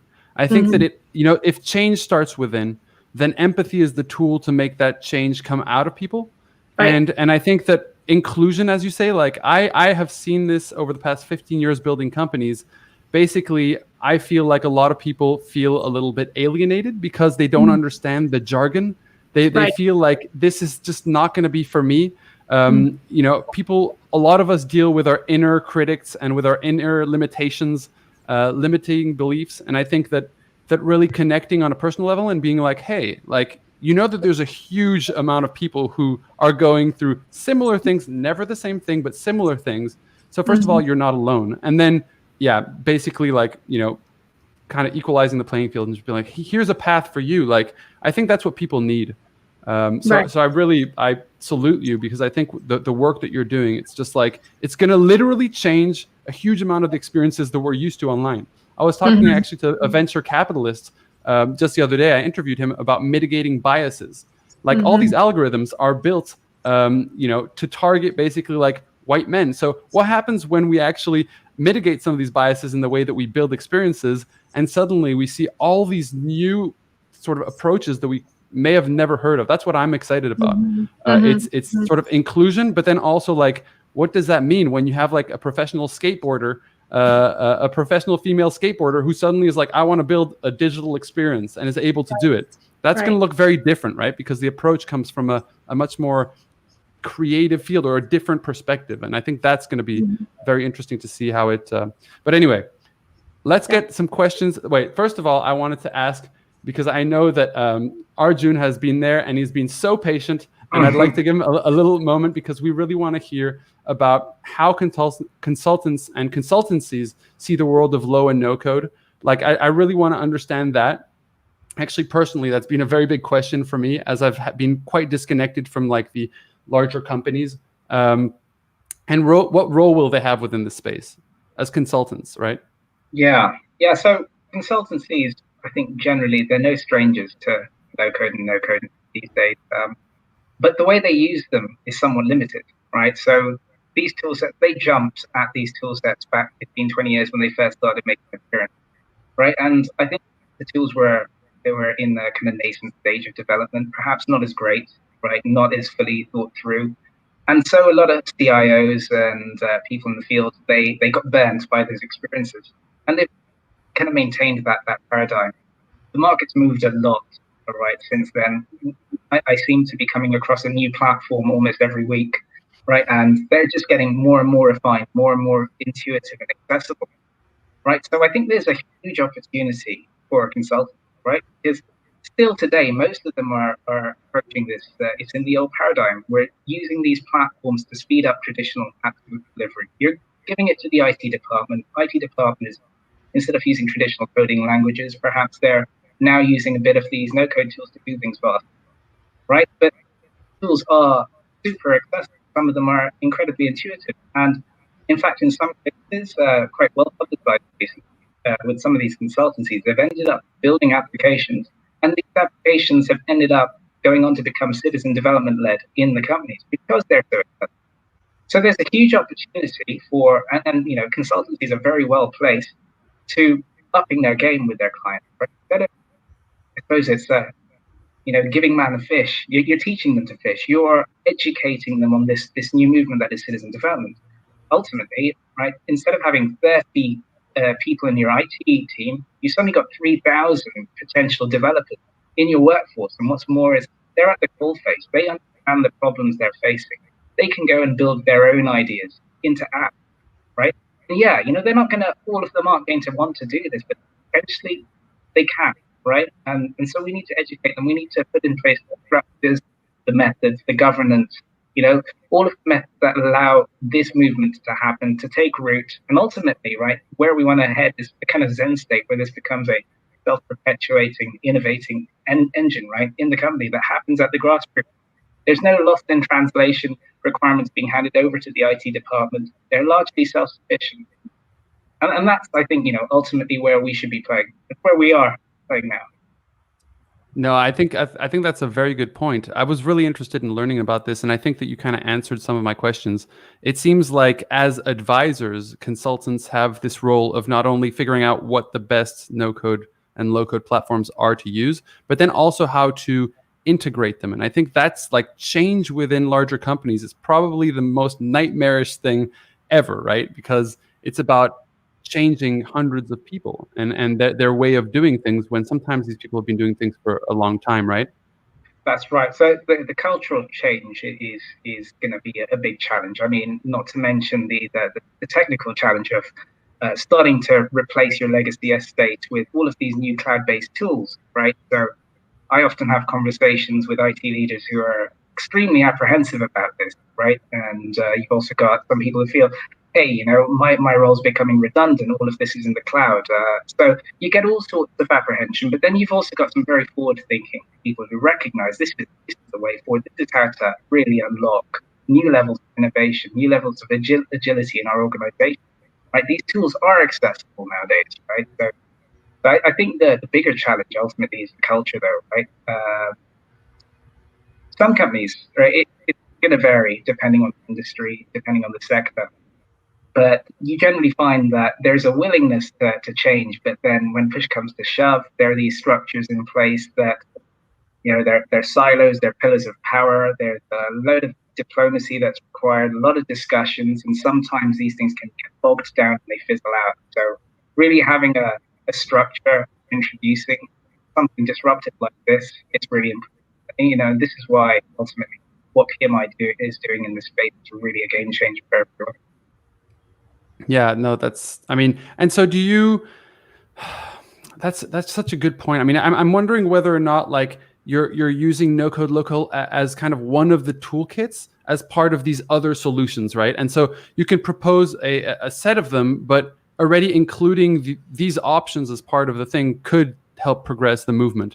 Even if there's going to be apprehension, there's always going to be apprehension. I mean, like, you know, some people think, oh, they're going to take my job. And then you're like, well, as the head of IT of this entire company, aren't you more worried that your developers are all slammed because you have, you know, Jim or Janet from marketing who needs like one spelling change, and now you need to call your designer, who calls your developer, who calls the project manager, and it's like there are points, but of course, you know, when there is change, there is friction.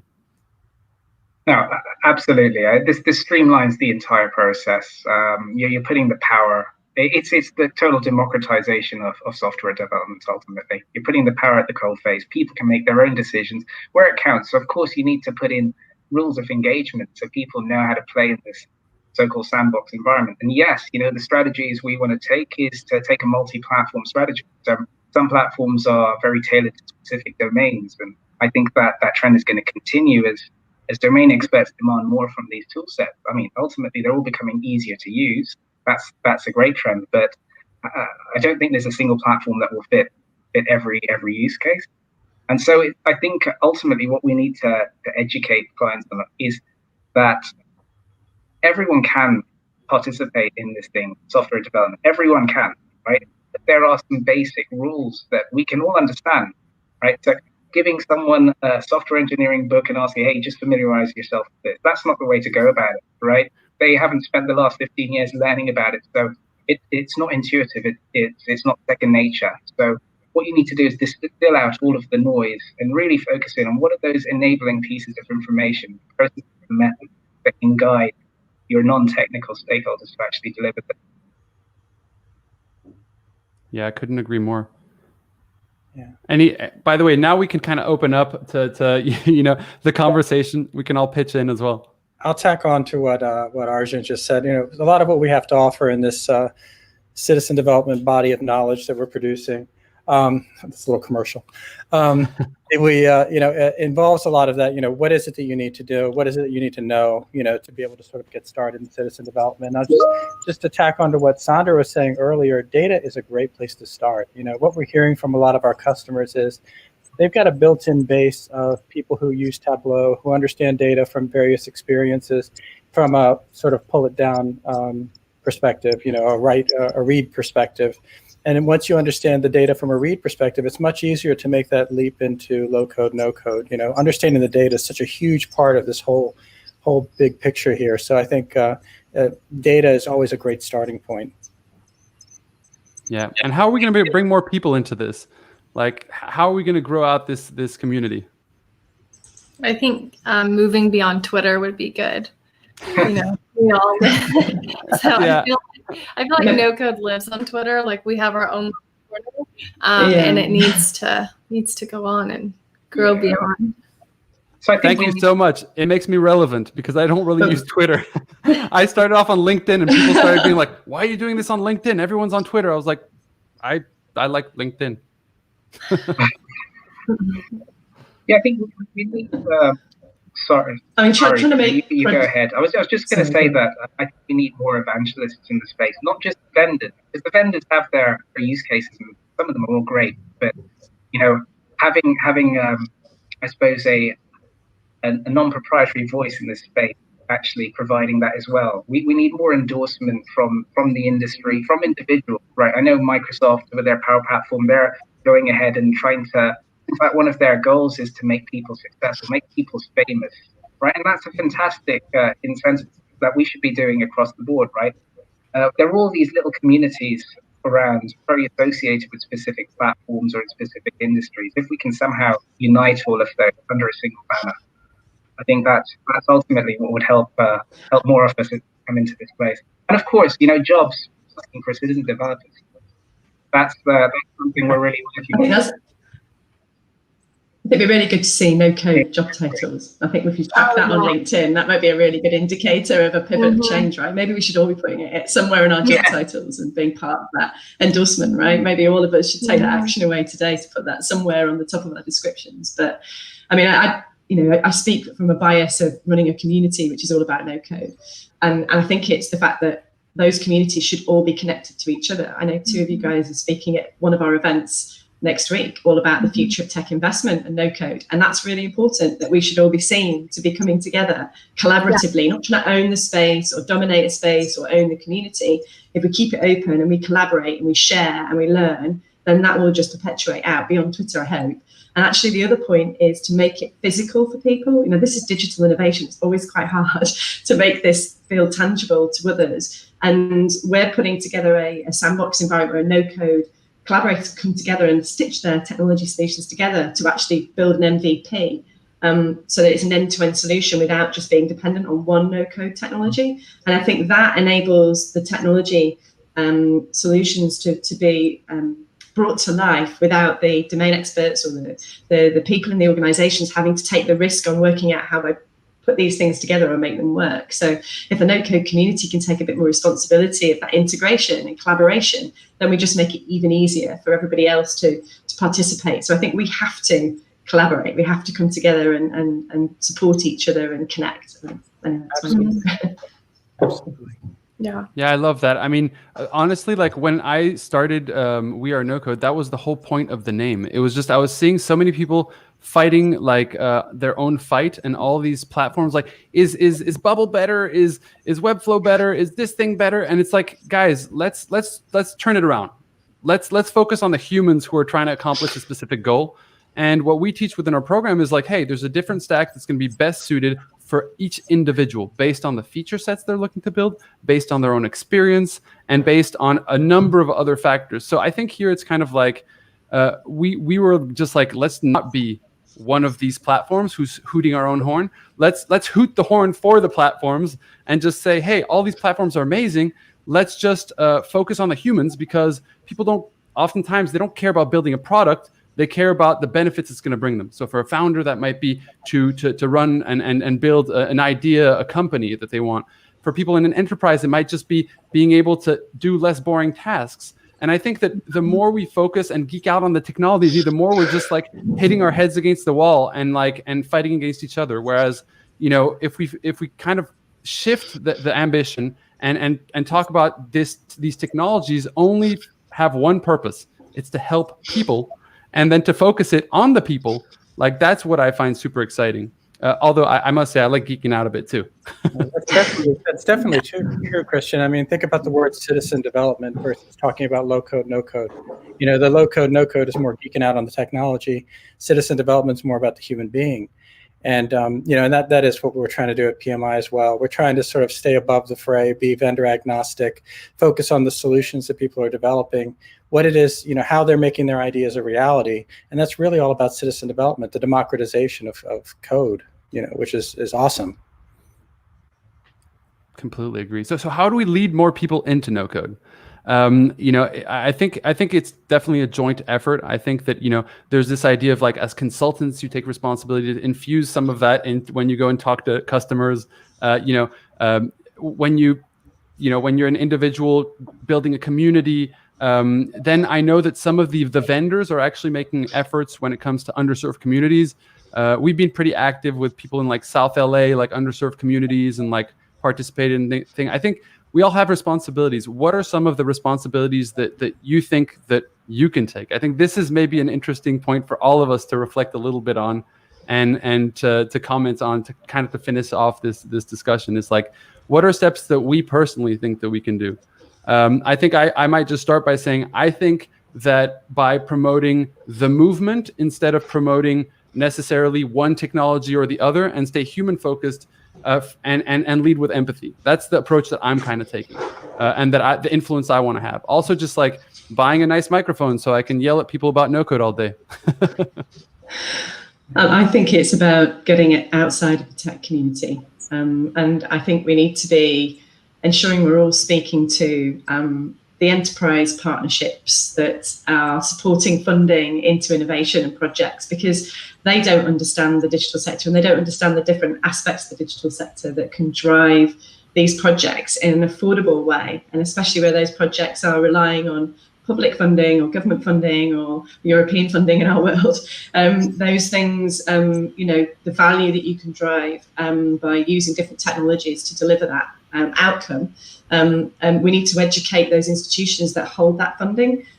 So for me, it's trying to get this story outside into the people that actually have the power to invest in the projects to drive the change. So whether that's the BCP community or it's the funding bodies in public life. Yeah, I love that, of like kind of branching out of tech, because like if I were to, well, none of my family knows what I do. Like my husband is like, I don't get it. It's cool, but like, I don't know half the words that you're saying. And I think we can kind of get into like a bubble where we're like, everybody here looks like me, talks like me, works on cool stuff. So then that just must be what the world is like. And that's not it at all. And so I think, working on our vocabulary to speak about what is no code, low code, and also like putting out examples of what can be built. Like I have some friends who are like, I have so many ideas of things I would love to do, but like, I don't even know where to start.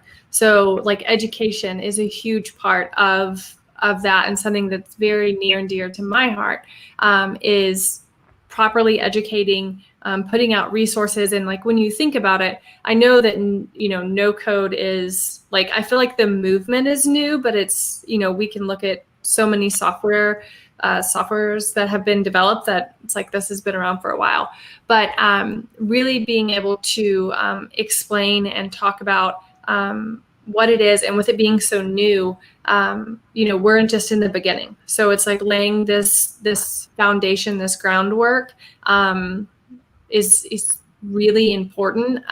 But it's kind of honestly like not always the funnest thing to do. Like when you can build, it's funner to go build rather than maybe leaving some sort of legacy of, and here's what I learned, things for people to follow along, and that sort of thing is kind of where my mind goes, what that looks like. That's great. Yeah, it's true. That balance between building and teaching. I'm actually really, really excited almost more about the teaching side because for me it's like when you see a human do like, oh my God, like like have that moment of belief in themselves, and you and me know it because we train people to do this, right? They're like, wait, what? Like, and then it's just like, and a great story is actually one of the founders of MemberStack. He was in Design University, Duncan, and which is a no-code tool, by the way. He was just in university, and then he competed against all the seniors.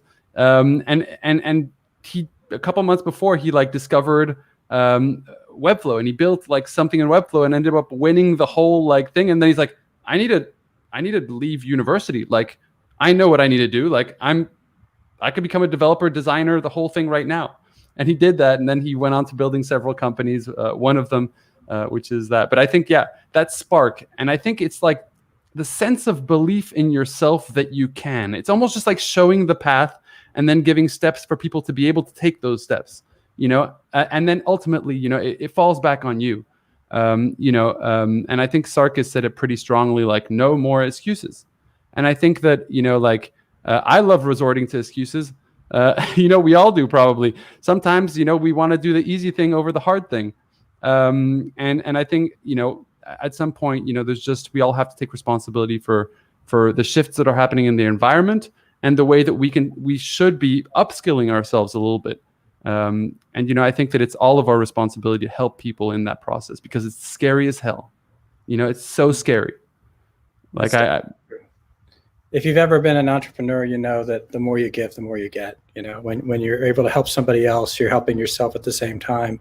You don't know exactly how in the moment, but downstream there's a karma thing going on, I think. And I think, cross-pollinating in terms of communities and that sort of thing. I think Sandra mentioned that earlier. I was thinking, Lacey, with you with women in no-code, PMI reaches about 4 million people. Half of those are women. So if there was some way we could work together to expose your stuff to our peers, something like that, we all need to find the right ways of working together and figuring out what makes the most sense. But cross-pollinating is huge, because when we all operate in our own little boxes, nothing happens. I mean, nothing really meaningful happens, and we all want to do something substantive. So I think it's a good way forward. Some of the parts, right? Yeah.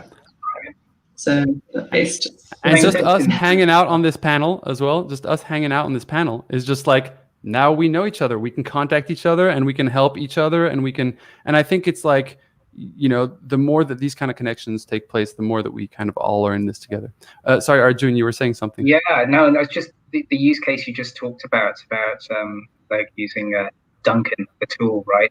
I mean, there's so many use cases out there that I don't know of, right? So my main bet is word of mouth from the other consultancies in the field, and also the vendors, right? But use cases like that, the individuals going out and being proactive and being curious and creating something and winning something, I'd love to capture those. So just I guess meeting you guys, that's the stuff we need, and we need to give it a platform. We need to give the platform a platform, right? I think ultimately. No-code heroes, right? We've got this really brave people that have gone out and done things with absolutely a single idea of how to go about it, but have still achieved an outcome. You want to hear their story of being scared but overcoming that and doing something that really excited them. We just need to find a way of capturing that and sharing it. That's great, and that's perfect. Yeah, and it comes back to just the fact that storytelling is the best way to connect to humans, right? And so you give examples and people kind of see themselves through that lens, and different people connect to different characters, different stories. But ultimately, the more stories we tell, the more we're able to bridge that gap. Wow. Well, I feel like I'm amongst 4 no-code heroes right here. We're reaching the end of this panel. Is there any additional sort of thoughts that you'd like to share before we part ways and continue this conversation on Twitter. No, I'm just kidding. I suppose if people want to reach out, I'm sorry, go on, Lacey. No. I was just thinking of like, if people watching this and they're kind of gauging like, what is this whole no-code thing? How do I get involved? Like, reaching out. I mean, it is cliche, but reaching out on Twitter or joining a community, finding some like-minded people is really going to help and encourage you when you get stuck, when you have difficulties, help celebrate your wins. And I think that that's a really important aspect of this, especially when you're building for the first time and you just everything is so new. Being connected is really, really important. Yeah. I mean, if books were enough, so I compare books to the no-code tools, then we would have no teachers. But what we all know is that most people learn from great teachers. They don't learn from great books. Actually, that's totally wrong. You learn from both. But I think that there's definitely like this aspect of accountability that comes with working with people who and that support. So there you go. Kids, don't stop reading books. They're amazing. Yeah, I'm gonna be quoted for that for sure. It's gonna be on Twitter in like 5 minutes. Christian, are we sharing our details with the community if they want to reach out and be Absolutely. signposted to things? Okay, cool. Because I mean, probably anybody a great could way. just find us. I think is the answer from all of us by the sounds of it. Just find us. Yeah. And we'll support. Maybe Nils right now will put your name. There you go, and people can find you that way. Why don't each of you quickly maybe tell us the best place to reach you? Because I know that people use different platforms. Sandra, we'll start with you. So I've got an unusual name, which is helpful. So if you Twitter @ZandraMoore, LinkedIn, type in Zandra Moore, you'll find me. And if you want to look at the community, just type in No-Code Lab and you'll find us there. So nice and simple. Awesome. Lacey? Yeah, definitely. Find me on Twitter @Lacey Kessler. I hang out there a lot. So Awesome. Arjun?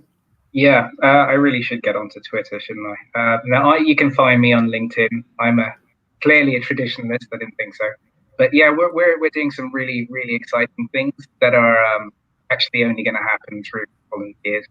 So, if you're inspired by no-code, the citizen development movement, then do reach out. We are doing some really, really cool things, right? Which I'd love to talk to you about. So do reach out. I'll definitely be reaching out to all of you. Dave? Great. You know, I'd love to talk to anybody who's willing to reach out. I can be reached obviously on LinkedIn, on Twitter. I'm DaveG253, which is a little bit harder to remember. So maybe just stick with the LinkedIn. So looking forward to talking to you. Yeah, and honestly, it's just such a pleasure. Like this all starts, how can you make a difference? Well, what you guys have done today, coming here on this panel, giving an hour of your time to be able to do this, it already moves the needle incredibly. And I think that a lot of people watching this are already going to, have a good idea of ways to move forward. So thank you so much. For those of you watching, the next panel will be all about raising money and no code. So we're going to get several perspectives of people who invest, people who build companies, and talk about the fundraising process. I'd like to thank Dave, Sandra, Lacey, and Arjun for joining us today. Thank you so much, and you have a great day.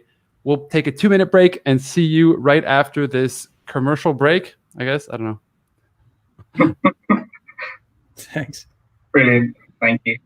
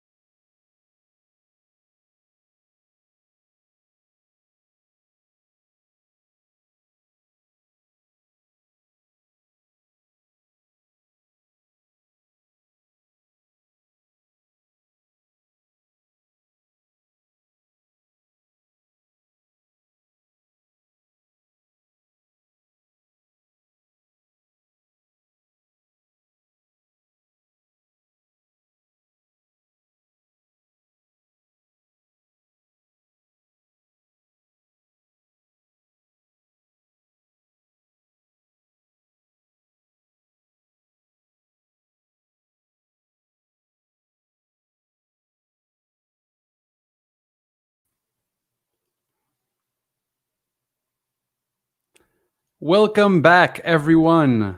Welcome back. I will let you grab the coffee that you're probably making right now, or the water that you went to grab, or I'll give you a second to come back from the restroom.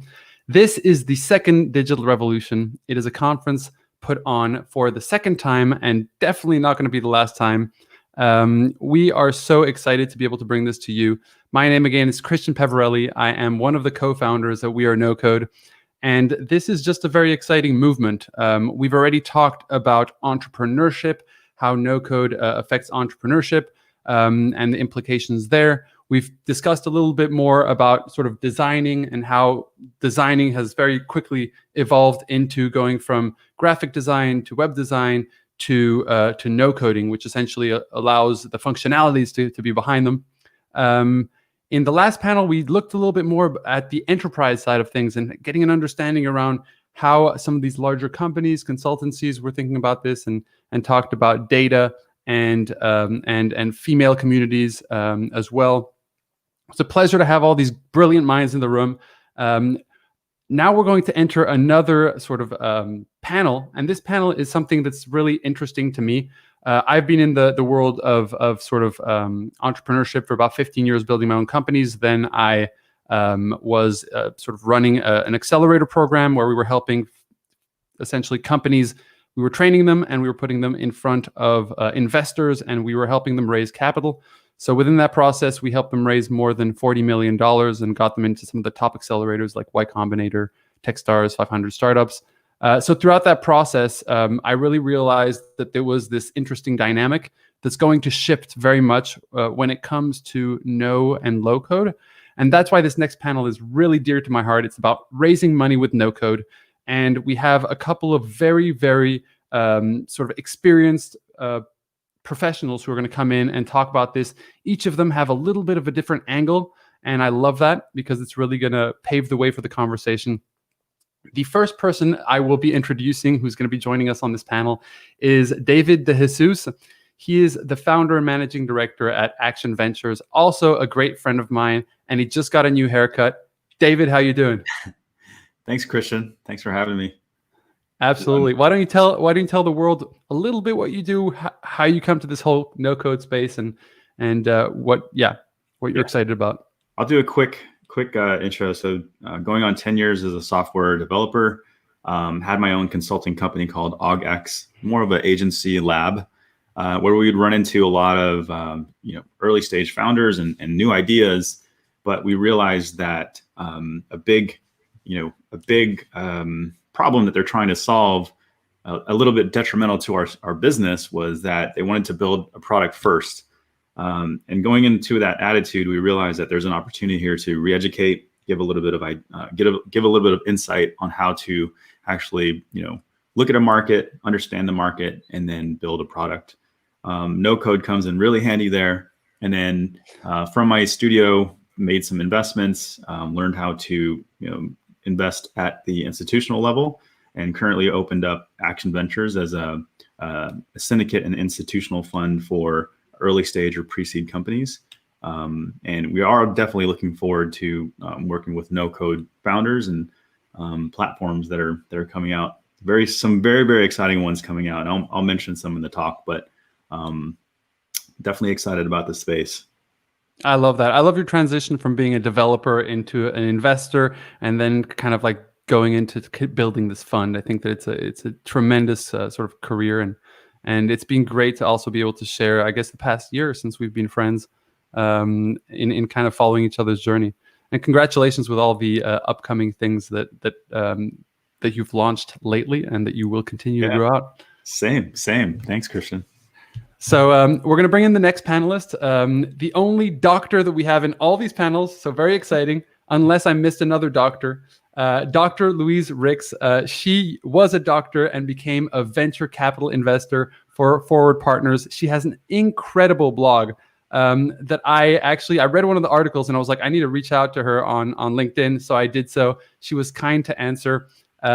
Louise, welcome to the panel. Why don't you tell us a little bit what brought you from being a doctor to a VC investor and then to no-code? Yeah, hi, Christian. Thanks for having me.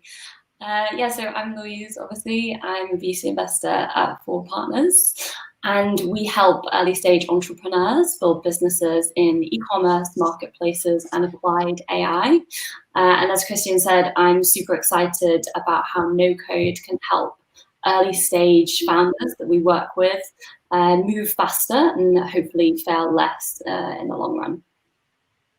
That's amazing. And I think that's a great mission because we all know that the failure rate is quite high. So anything we can do in that direction will be productive. And finally, Manuel Kollmann. We'll just call him Cool Man. I like that. He is the co-founder of Pirate Global, a tremendously successful entrepreneur who now is in the game of building startups, also in the game of investing. Manuel, tell us a little bit your story, what brings you to no-code, and the perspective that you bring to this panel. Oh, you have your thing. You're muted right now. Click on that little. Now it works, right? Yeah.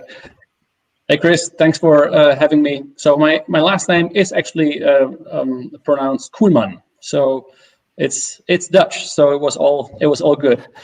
I founded my first startup 17 years ago or so, and the startup that I'm involved in now, or the group of companies, is called Pirate Global, and we have been running on no-code since 2014, I think, or what is called now no-code. Back then it wasn't called no-code, and we were, I think, one of the very early users of Zapier, and when things were still a little bit buggy. And we grew with those tools, and now everything is completely running and automated on Zapier, Airtable, and all these platforms. So over time, this one company grew to a group of companies, and we also invest into founders. We love actually to invest into or to build businesses that are profitable from fairly early on. So in the black businesses, and we are also in this for the long run, and are trying to build companies that not necessarily become unicorns, but that are just real, like, durable businesses. And we have seen that no-code, from our experience running our own company on no-code, is a big accelerator, and all of a sudden a lot of people get access to no-code and can solve their own pains, and that is so we have invested into one platform as well, but we've also built several companies that run entirely on no-code, and I really believe that this is a very important or very big moment and a shift. And that's why we're here, also here in this conference, I guess. I love that. Operator turned investor who keeps his hands dirty. I like it. I also love, by the way, if I see correctly, there is a piece of art which is Elon Musk as a pirate behind you. Is that correct? That's true. That's really cool. Pirate Global. There you go. That's a metal. That's like a metal sheet, a big metal sheet where Elon is carved out. It's from our conference, Pirate Summit. I think it was done by an artist in 2015, and it's on our wall since then. Of course, right? Awesome. So let's kick off this conversation. I know that last time that we talked, just kind of to meet each other, we were ready to go into a full-on conference already. We were talking about so many cool, interesting things. I guess to kick this off, I wanted to kind of talk about I had a question actually to Louise about kind of like, how do you think this, like, VCs are looking or thinking about no-code at the moment? So it's a really hot space at the moment. There's been a lot of investment, particularly in the last year, going into the space. And, given the estimates that it's going to become a multi-trillion-dollar market, I think we'll only see that continue. I think there's a lot of interest in the space right now. Some people saying parts of it are hyped, that may be true in areas, but I think there's a lot of uncapped potential in the space. Interesting. And I think this might bring me to a follow-up question, which is, and something that we discussed, which was very interesting, is, and people ask me this question often, are VCs interested in investing in companies that were built with no-code, or no-code tools, or a mix of both? Like, how do you see those two different things? Yeah, so the rounds that I have seen tend to be into no-code platforms. And I think that there's definitely been investment into hybrid companies. What I haven't seen yet, and I'm keen to know if anyone has any examples, is VC investment into businesses that are built entirely in no-code. And I haven't got any good examples of that yet. Very interesting. And on your end, Manuel, you come at this at maybe, I would say that let's talk a little bit about investment thesis, right? Louise, venture capital firms, like, what do you think that they're really looking for? Are they looking to invest? Like, they're mainly interested in investing in very large opportunities, right? In terms of like, how big does a company have to be have the potential to become for it to become an interesting target for the venture capital world? Yeah, so the typical rule of thumb is fund returning outcomes. So you can work back, depending on the VC's fund size, what kind of outcomes we're thinking about. And a lot of people say that is in the unicorn territory. Forward partners do push back on that, and we don't believe in chasing unicorns at all costs. But certainly a lot of funds do still operate in that way. Interesting. Okay. So just for those listening, a unicorn is a company that's worth more than $1 billion in valuation. David, what are some of your thoughts about this whole world? You've been kind of an angel investor. You've worked within a VC fund as well. What are your thoughts about no-code within the VC space and how it's perceived? Well, I just to tack on to what Luis was saying, I think that the markets are converging. So we are going to start to see $1 trillion market in this space, simply because the work you're doing, the community that's being built. But really the focus would then be, who are the value creators and who are the arbitragers? I think that's one way to kind of look at it. The value creators being the platform so that they could create value for downstream entrepreneurs. It doesn't also mean or take away from people who want to start a company. But I think what we're seeing trend-wise is that the most successful platforms are the ones that can successfully, I was just listening to the last episode, but successfully turn people inside large companies into digital citizens without having to mangle or mesh those relationships with technical people inside of a company. So it creates a lot of clear roles and expectations, and tech people can continue to be tech people, and sales and marketing and non-technical people can continue to do that. But it's really up to these platforms to enable those relationships and kind of make them very seamless roles. But all in all, I think overall we're going to see a Pegasus in the space pretty soon. So something that will just hop over, $1 billion status at some point. I didn't coin that. I think there's other words for what people are coming up with. I think in our own firm, we're always looking for a chimera, which is a multi-sided creature. So it's a multi-sided business with multiple businesses in it. I think there's opportunities for that, super companies. But $1 trillion idea is in our very, very soon future, I think. Super interesting.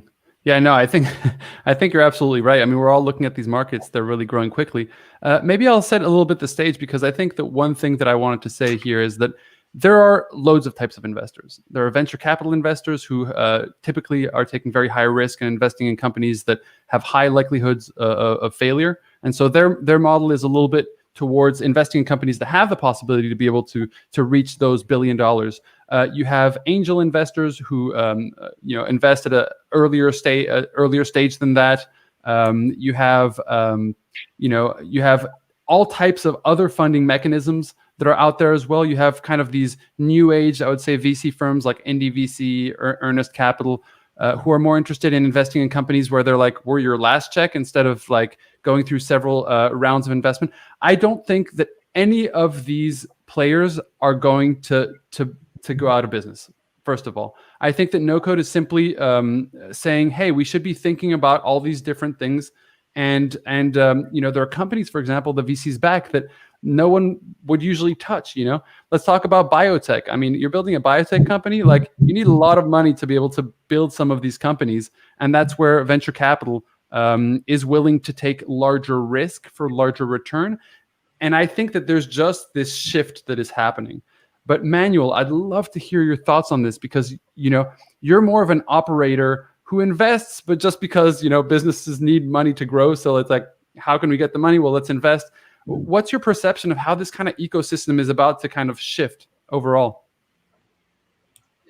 You mean the ecosystem regarding of VCs, angels, and these what do you call indie VCs, etc.? Or yeah, just like the investment world, and like and for entrepreneurs, maybe your perspective as an entrepreneur, like how you're looking at that and thinking of, like, you know, where you should get money for different reasons. Yeah. So maybe several answers to that. The first with a little bit more regard to no-code. I think the classical VC will very much look into no-code, into the platforms. The big shift towards corporates and automation inside the corporates has not even started, I think, and that would be huge, and that's definitely a unicorn territory at some point.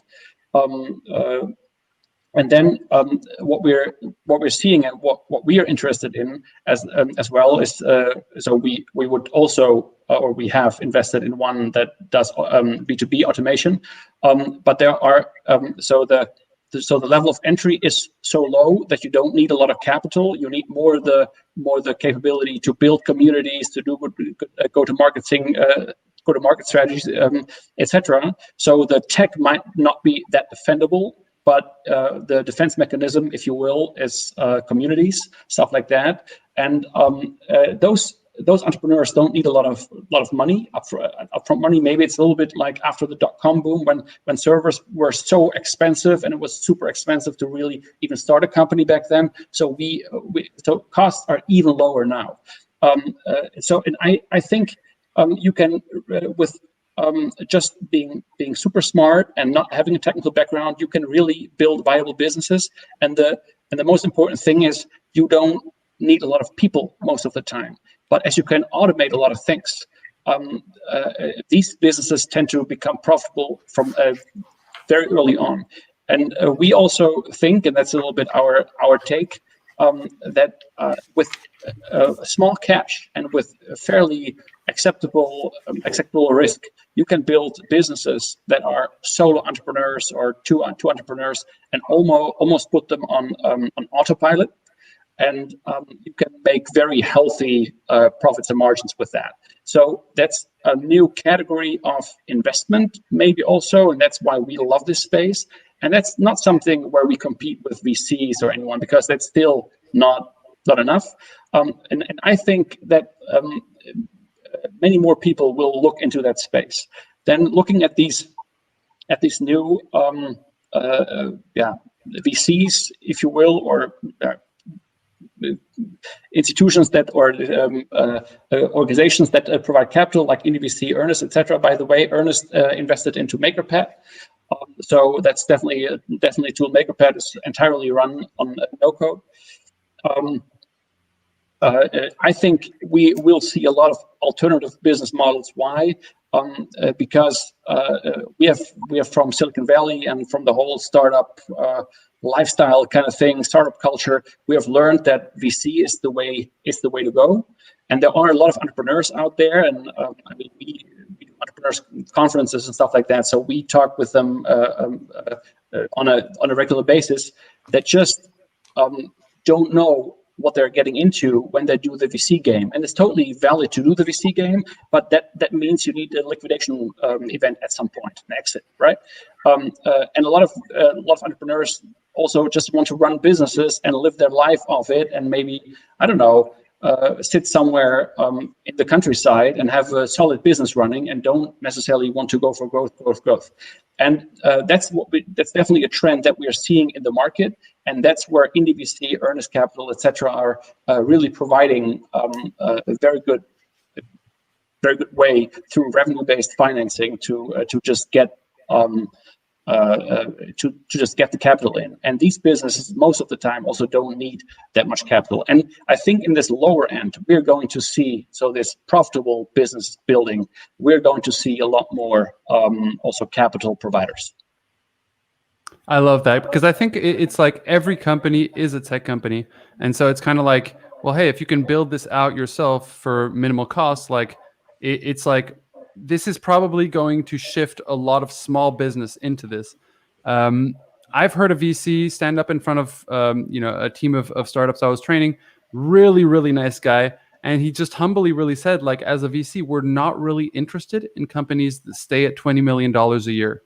And I think that's an interesting message, because if you tell that to a large number of founders, they're going to be like, wait, what? Like, I don't understand that. And that's where I think there might be just this misunderstanding that's happening within the community around what the goal of these different companies are. Because people are like, oh, VC, they're the bad guy. No, VCs are companies, like, they have investors as well. Like, they're not just trying to be mean and tell you no, but they have obligations towards the people who invested in their company. And so I think the more that you start thinking about VCs as friends and VCs as these people who also are running their own startup and have just a different thesis of what they're trying to do, the more that there's like this connection, and where we can say, like, okay, like, maybe at the earlier stage, well, it's very clear VCs at the moment, and even things like accelerators like Techstars, you need 3 to 6 months traction. So how do you go about those earlier stages to get into one of these top accelerators? Well, no-code is probably going to be the best option for you. Now, some of those, and guess what? I'm pretty sure that Louise will be so excited to talk to you if you've built a company to $250,000 a year and all with no-code, and now you're looking for investment to take it to the next level, for example. I mean, it's really, people are investing in people who are going to pull things off in the end of the day, right? And I think that there's this misunderstanding in the entire community, because we see so many headlines about Instagram, because we see all these breakup stories, or we hear, like, statistics which make us like, but we're all trying to grow this ecosystem, and VC firms are taking a lot of risk as well. That was not much of a question, was it? Louise, please. You need to have company capital fit, right? You need to look for the right investor who has the right risk appetite for the type of business that you want to launch. Absolutely. And it's not a one size fits all. If anything, there are more and more ways to find alternative methods of getting funding. I'm thinking of Intro, which is a program that was started by NDVC, where they basically run a newsletter where it's like, hey, here are all these other methods of getting financing. I spoke to one of the partners there, and he basically said, like, yeah, like, in many cases you want different sources of capital for different reasons. So that's a concept just in and of itself that people don't understand, right? What are your thoughts about that? Like, I think there's a lot of education that has to happen for sure with founders. Different sources of capital, so you take VC and take another form of capital at the same time? Potentially, yeah. I mean, you could, finance your payables or receivables with one method, and then you could have growth efforts being financed by VC. There's hybrid models, and I found that really interesting. It was actually kind of a new concept to me. Yeah, we definitely believe in it at Forward Partners. We actually launched an revenue-based financing product this year called Forward Advances. So yeah, it definitely has its place with certain types of companies. Love it. And how do you think about this, Manuel? Is it kind of is that the kind of financing that you're doing to your companies as well? Well, we totally believe that it's the most important thing is that you really educate the entrepreneurs, and but that you really tell them, okay, if you take this route, then this is what you have to do. VC means you need a liquidation event, you need an exit. So that's the way. So if you want optionality, and early on, often you want optionality, there are other ways an angel is often a way that not necessarily will pressure you into an exit fast, at least. And if you go with earnest or indie, etc., they will definitely not force you to do that.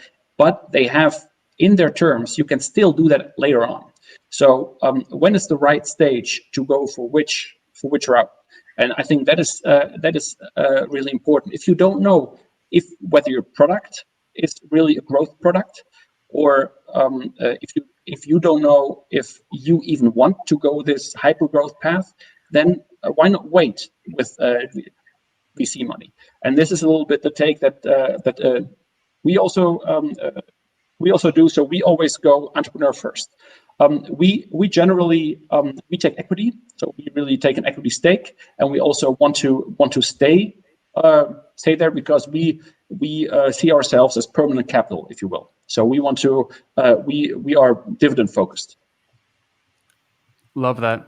I think that's a very interesting model. And again, I agree that there are no one size fits all. I think that everyone and their different, it's about different timing for different companies. And I think that, you can also take some investment from the beginning from your family, then go on to getting some angel investment, then go on to getting some VC money, then, becoming $1 billion company. You could also choose to just not raise any capital. I mean, I've made actually a conscious choice with my co-founder right now to not take any capital. Why? Because we don't need it. And I think there's this narrative that's happening where it's like, you need to raise money. If you have a startup, you need to raise money. And that's a narrative we have to kind of change. I mean, I can't tell you how many times you also just read these narratives. It was like, I think it was like this pitch deck I saw, and it was from the guys who used to run Pagar Me, who's a Brazilian, it's Brex. So Brex, and it was like the 14-slide pitch deck to raise $75 million. It's like, well, no wonder founders are focused around like polishing pitch decks instead of building companies, if that's the kind of narrative you're giving them, right? So it's a joint effort, right? How much do you think it's the responsibility of investors themselves to kind of communicate that message? Was that to me? Oh, yeah. Oh, that's to anyone who wants to answer. Let's make this interactive now. I mean, yeah, as Manuel said, we are super upfront about the types of businesses that we want to invest in. And that's all over our website. That's what you'll experience when you speak to us. How much we can further push that into the ecosystem, I'm not sure. So definitely founders need to educate themselves as well that VCs want to invest in solid businesses, not fancy pitch decks, essentially. Yeah, I think I just want to say something to the entrepreneurs that may be watching this that are early on their journey, right? So really imagine if they're just starting out, maybe coming from a corporate job or coming from something that they feel that they've never done a business before. Maybe they've sold some things online, and thought, wow, that could be an opportunity. I think, one thing is you cannot romanticize capital, but I think it's also very important, especially my own experience and my own journey, that if you are going to start a business, and I think COVID is a really great example, there's no, it would be wrong to say, wow, my business is going to last forever in this one state. It'd be wrong to say that if I opened up a pizza shop tomorrow down the street, this is going to be a long time family business, is going to be since 1980. I think that perception is actually kind of, I don't want to say wrong, but it's kind of, it's kind of an interesting perception to have about business, because businesses can be seasonal. There's things that can go wrong. There's things that can go right. So if you don't have experience right now with running a business, start small. And that's what no-code can do. It's like you can get your feet wet without a lot of risk. So in order to build a product today, it's a lot less than $100,000 to do. And if that number scares you, if that number right there, $100,000 scares you to build a product, try $10,000, try $1,000. See if you can sell something for $1,000. And so scale it to where you're comfortable in taking the risk, and then see where that kind of grows, what that grows into. And And then once it reaches a point where you feel as though this is going to take off, that's when you should that's when you can develop some relationships with capital partners and say, hey, I think I'm raising toward a certain amount. How much is my business worth? I think in the private equity world, just to give a rule of thumb, a 3x is a great business. SaaS businesses can kind of go. And what I mean by 3x is if you wanted to sell your business tomorrow and you're making $1,000 a month, so that's $12,000 a year, you would kind of do a really quick math and say, all right, cool. My business could be $36,000. Kind of do a 3x on your business. That's what somebody would be willing to buy it for. And you can sell it on platforms like MicroAcquire. I'll do a name drop there. Empire Flippers. You can build businesses and buy businesses now that are really kind of smaller running SaaS companies, and then sell them. My message there is start small, see how that works. Like there's activity at the smaller levels where you can buy and sell businesses. And then the next portion is, if you are interested in no-code, the platforms, I think don't fall in love too much with the latest and greatest. Just come up with a stack, design your own stack, design something that really works for you, whether you need signups, do you need subscriptions, do you need, a wonderful interface, and enter it that way. I think this might be like confusing a lot of people where venture capital kind of is this like romantic thing in the sky where like, what people are trying to go for, but really we're just here to help. We're here to help your business grow. And you can have really great examples like Indie Hackers. Oh, so Lacey was on last episode, and I think she's an Indie Hackers person as well. I hang out in the Indie Hackers platform.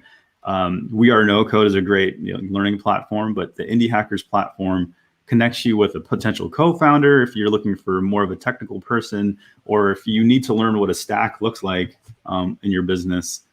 They give you all the information. And then at the funding level or at the money level, I think we are going to see $1 billion solo entrepreneur business, and I'm really confident that is going to occur like in the next 5 years, really simply because of these platforms. But it's not solely because of the platform. I think it's Manuel said a lot, very clearly. It's the community that you build around it and your skills with the community.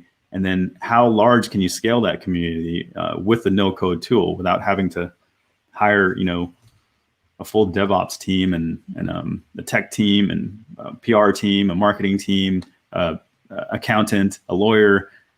All that stack, that full business stack, can be done with nothing. I'm running Action Ventures actually with a lot of no-code tools. So there you go. Yeah, I think a lot of people are. Yeah, and I love that quote that you I'm going to make it a quote, but it's basically think big, start small. It's like, have that vision of what you want this to become, but understand that maybe right now is not the right time to go and run after VCs when you're not at all ready for that yet. We do have a couple questions here. We might only have time for one or two. One question from Irina is, what does it really take to acquire funding as a no-code tool? So what stage should someone, what do they need to, how far do they need to build their no-code tool before they can expect funding from, and maybe I can ask each one of you, Manuel, maybe if someone comes to you, how far would they have to have built it out? And maybe Louise, what do you think about this? Obviously, David, you have a bit of both sides. Love your input here. I'll start. I think I'm evaluating about 3 or 4 of them now. Some of our mutual friends, Christian, as well. And some of them are just, really early, but you can tell that they're slowly building a rocket ship. You dig into the numbers a little bit, and you basically can see, really early revenue and large margins.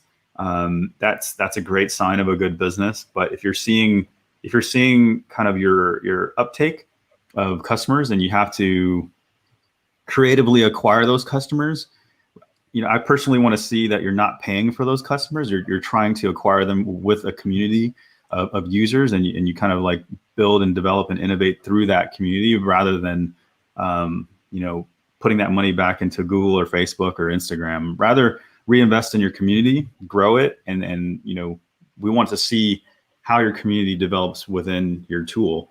MemberStack is a super example of that. How they were able to generally build that community first, and then monetize or at least raise money. So you'll see more. But community first, build. I come from the developer world, so we're heavily dependent on each other when we're developing tools, when we're developing an idea. And so that community has always been there for developers, but that same culture needs to apply to your own tool as well. So if you're sending it out to non-developers or non-technical people, your community is really what is going to show. And then when you're feeling like you're reaching escape velocity, kind of like uncork, you'll see how crazy it goes after that. I love that. So, Louise, what would you expect from a no-code tool coming to you and asking for funding? How far along should they be for you to be considering them at future? Forward. That's okay. I didn't even pick up on it. So we're quite neutral as an institutional investor in that we invest in idea stage businesses. So the answer is, you don't need to have any metrics or product built, etc. But with the no-code space particularly, I think there's a lot of tools popping up right now, and it's quite hard as an investor even to keep on top of them. So what we would need to see from you is a well-defined category that you are operating in or hoping to operate in, some detailed competitor analysis, and ideally your opinion on what the characteristics of the winner in that market would be. And obviously, ideally, you meet those characteristics. So when you say category, are you speaking about a specific target market, user profile? Yeah, it could be user profile. The area within no-code that you are going to address specifically, and whose needs you're going to solve essentially.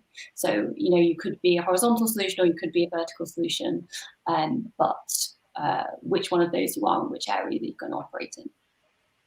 Excellent. And maybe the best question for Manuel, since he has invested in one of these companies, at what stage was that company in when you pulled the trigger on making the investment? Super early stage, and we pulled the trigger because we love the team, and so they are basically an automation tool, a Zapier, if you will, for performance marketing. And we believe B2B automation is going to be huge, and especially in this area where you have kind of technical people, and these people can very quickly understand these kind of tools. So we knew the market. We knew the team, and then they were even pre-launched. Then they just had a prototype kind of product that wouldn't be the sweet spot, though. I think so. We have two things. We would join usual rounds basically as an angel kind of size, and then the other thing is, if you really want to build a durable business, so want to achieve profitability early on, then it's more okay. You need some kind of traction. So a few thousand MRR maybe, and then to really we need to understand why what we could bring to the table, and why it makes sense. And then we would definitely go onto the journey together, and then also try to put so much money in that this is also the last check then, or that this could be the last check. So what do you need to get to profitability, and then let's grow steadily, but not hypergrowth. Very interesting. I like that. So maybe we're reaching the end of this panel. One question I'd like to ask from each of you: when it comes to investing in companies, what are maybe in order of importance, the three most important things? Oftentimes we talk about founder traction, we talk about market, we talk about all these different aspects. For you personally, or for the company that you're investing from, how do you view these different categories, and what's the most important? We'll start maybe with David. Great. So it's team, but then you break down the team a little bit, and team and strategy, and then market timing. I think that's kind of how we generally look at things. But within that category, as the detail breaks down more, we like to look at what's called learnings per dollar. So how much does that person or that team know about their potential customer, and then how much have they spent to acquire that information? That's a super smart way of thinking of it. How about you, Louise? So we have a minimum market size requirement. So that would probably come first, as that's kind of a hygiene factor. But then we're really looking for exceptional teams or solo entrepreneurs to back. And then after that, we're looking at the product, how innovative that is. Because we know at the pre-seed stage, particularly, that will change over time, and we are happy with that. But a really strong founder operating in a large market, there's still a lot of potential there, even if the product changes over time. Excellent. Manuel, do you have any thoughts on that? Yeah, so we look for B2B, basically. We always need to be able to understand the market somewhat, at least understand the business. Otherwise, or we would invest next to an expert in that industry, and then it's basically team. And we want to see some way have they executed, and how have they executed so far. And then what do we bring to the table? And then it's a discussion, basically. No, I like that a lot, because I think that investors who think that way, they also think, well, it's great that you're doing an amazing job, but how, is partnering with us a good move in terms of the sense that we feel like we can participate towards your growth, and a lot more VCs and a lot more people are understanding the value for entrepreneurs to really be kind of more of an active investor. Some people are willing to just write a check. Other people are very involved in the business. I think that's something that entrepreneurs absolutely should understand. But thanks so much to all of you guys. We're reaching the end of the panel. We will continue this offline. I absolutely want to talk to some of you offline, except for David. I don't like him that much. And yeah, I think that keep doing what you're doing, because I think that it's a tremendous job, and the fact that you come out here and just spare an hour when you guys have super busy schedules is really adding value to the community and helping give back to the founders who are about to start their own path. So thank you so much for joining and giving your perspective on this investment world. Thanks, Christian. Thanks, Christian. Really quick, the reason that I had to get a mic and some lights was really because of Christian. He put my face and his face next to each other on our first talk, and I said, "Wow, I think I have to get some lights." I still have a $20 light, by the way, just to be clear. It doesn't take a lot of money to do cool things, and I think that's the foundation of no-code. Bottom line here is, hey, first of all, focus on building your business if you're an entrepreneur wanting to build. There are two types of founders who chase investment, and founders who are chased by investors because they're going to do this thing anyway. You should definitely focus on being the latter and focus on driving value for your company, for your customers over anything else.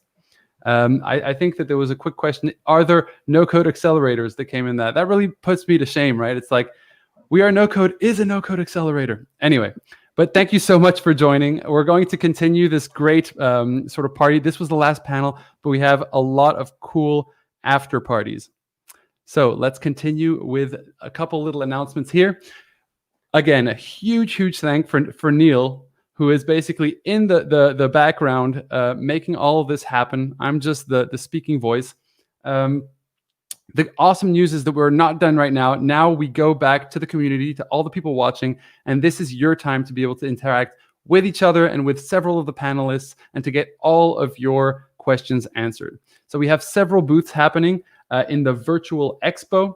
We have a booth which is from 0 to 100 about low code specifically. We have another one by Lilith Brockhaus, which is about marketing automation. Then we have Thunkable, which is a no-code tool to build software. They're going to give you a platform overview and a walkthrough. And then we at We Are No Code, we're going to be putting on an Ask Us Anything. We're going to be answering all your questions, and we're kind of going to do it like a coaching session. We want to add value to you and help you in the stages of sort of thinking about building out your company. I wanted to thank again Ninox for sponsoring this event.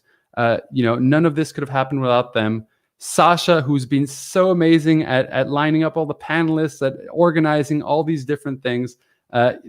Both these founders of the second digital revolution, Niels and Sasha, have just shown such showmanship and have really dedicated a lot of time to bring this to you for free. So please send them a little thank you. Make sure to leave your feedback on the type form that was sort of posted in the chat as well. This is not over. This is just the beginning of the after party. So stick around. And with that, thank you so much to all the panelists. Throughout the different ones, we talked about entrepreneurship, about designing. We talked about enterprise. We talked about raising capital. And now we want to answer all of your questions. So if you want to continue hanging out with me, you can see me at the We Are No Code booth. If not, you can go and visit the other booths. So again, we have the 0 to 100 low code workshop. We have Lilith Brockhaus, which is about marketing automation. We have Thunkable, which is a platform overview and walkthrough. Thank you all so much for paying attention and putting up with my terrible jokes and my sort of ramble-ons. I really appreciate you being here. And if nothing else, make sure that you share all the great information you've learned with one other founder. That'll be enough to spread the movement. We love you. Take care. Have a great day. And see you potentially in one of the booths.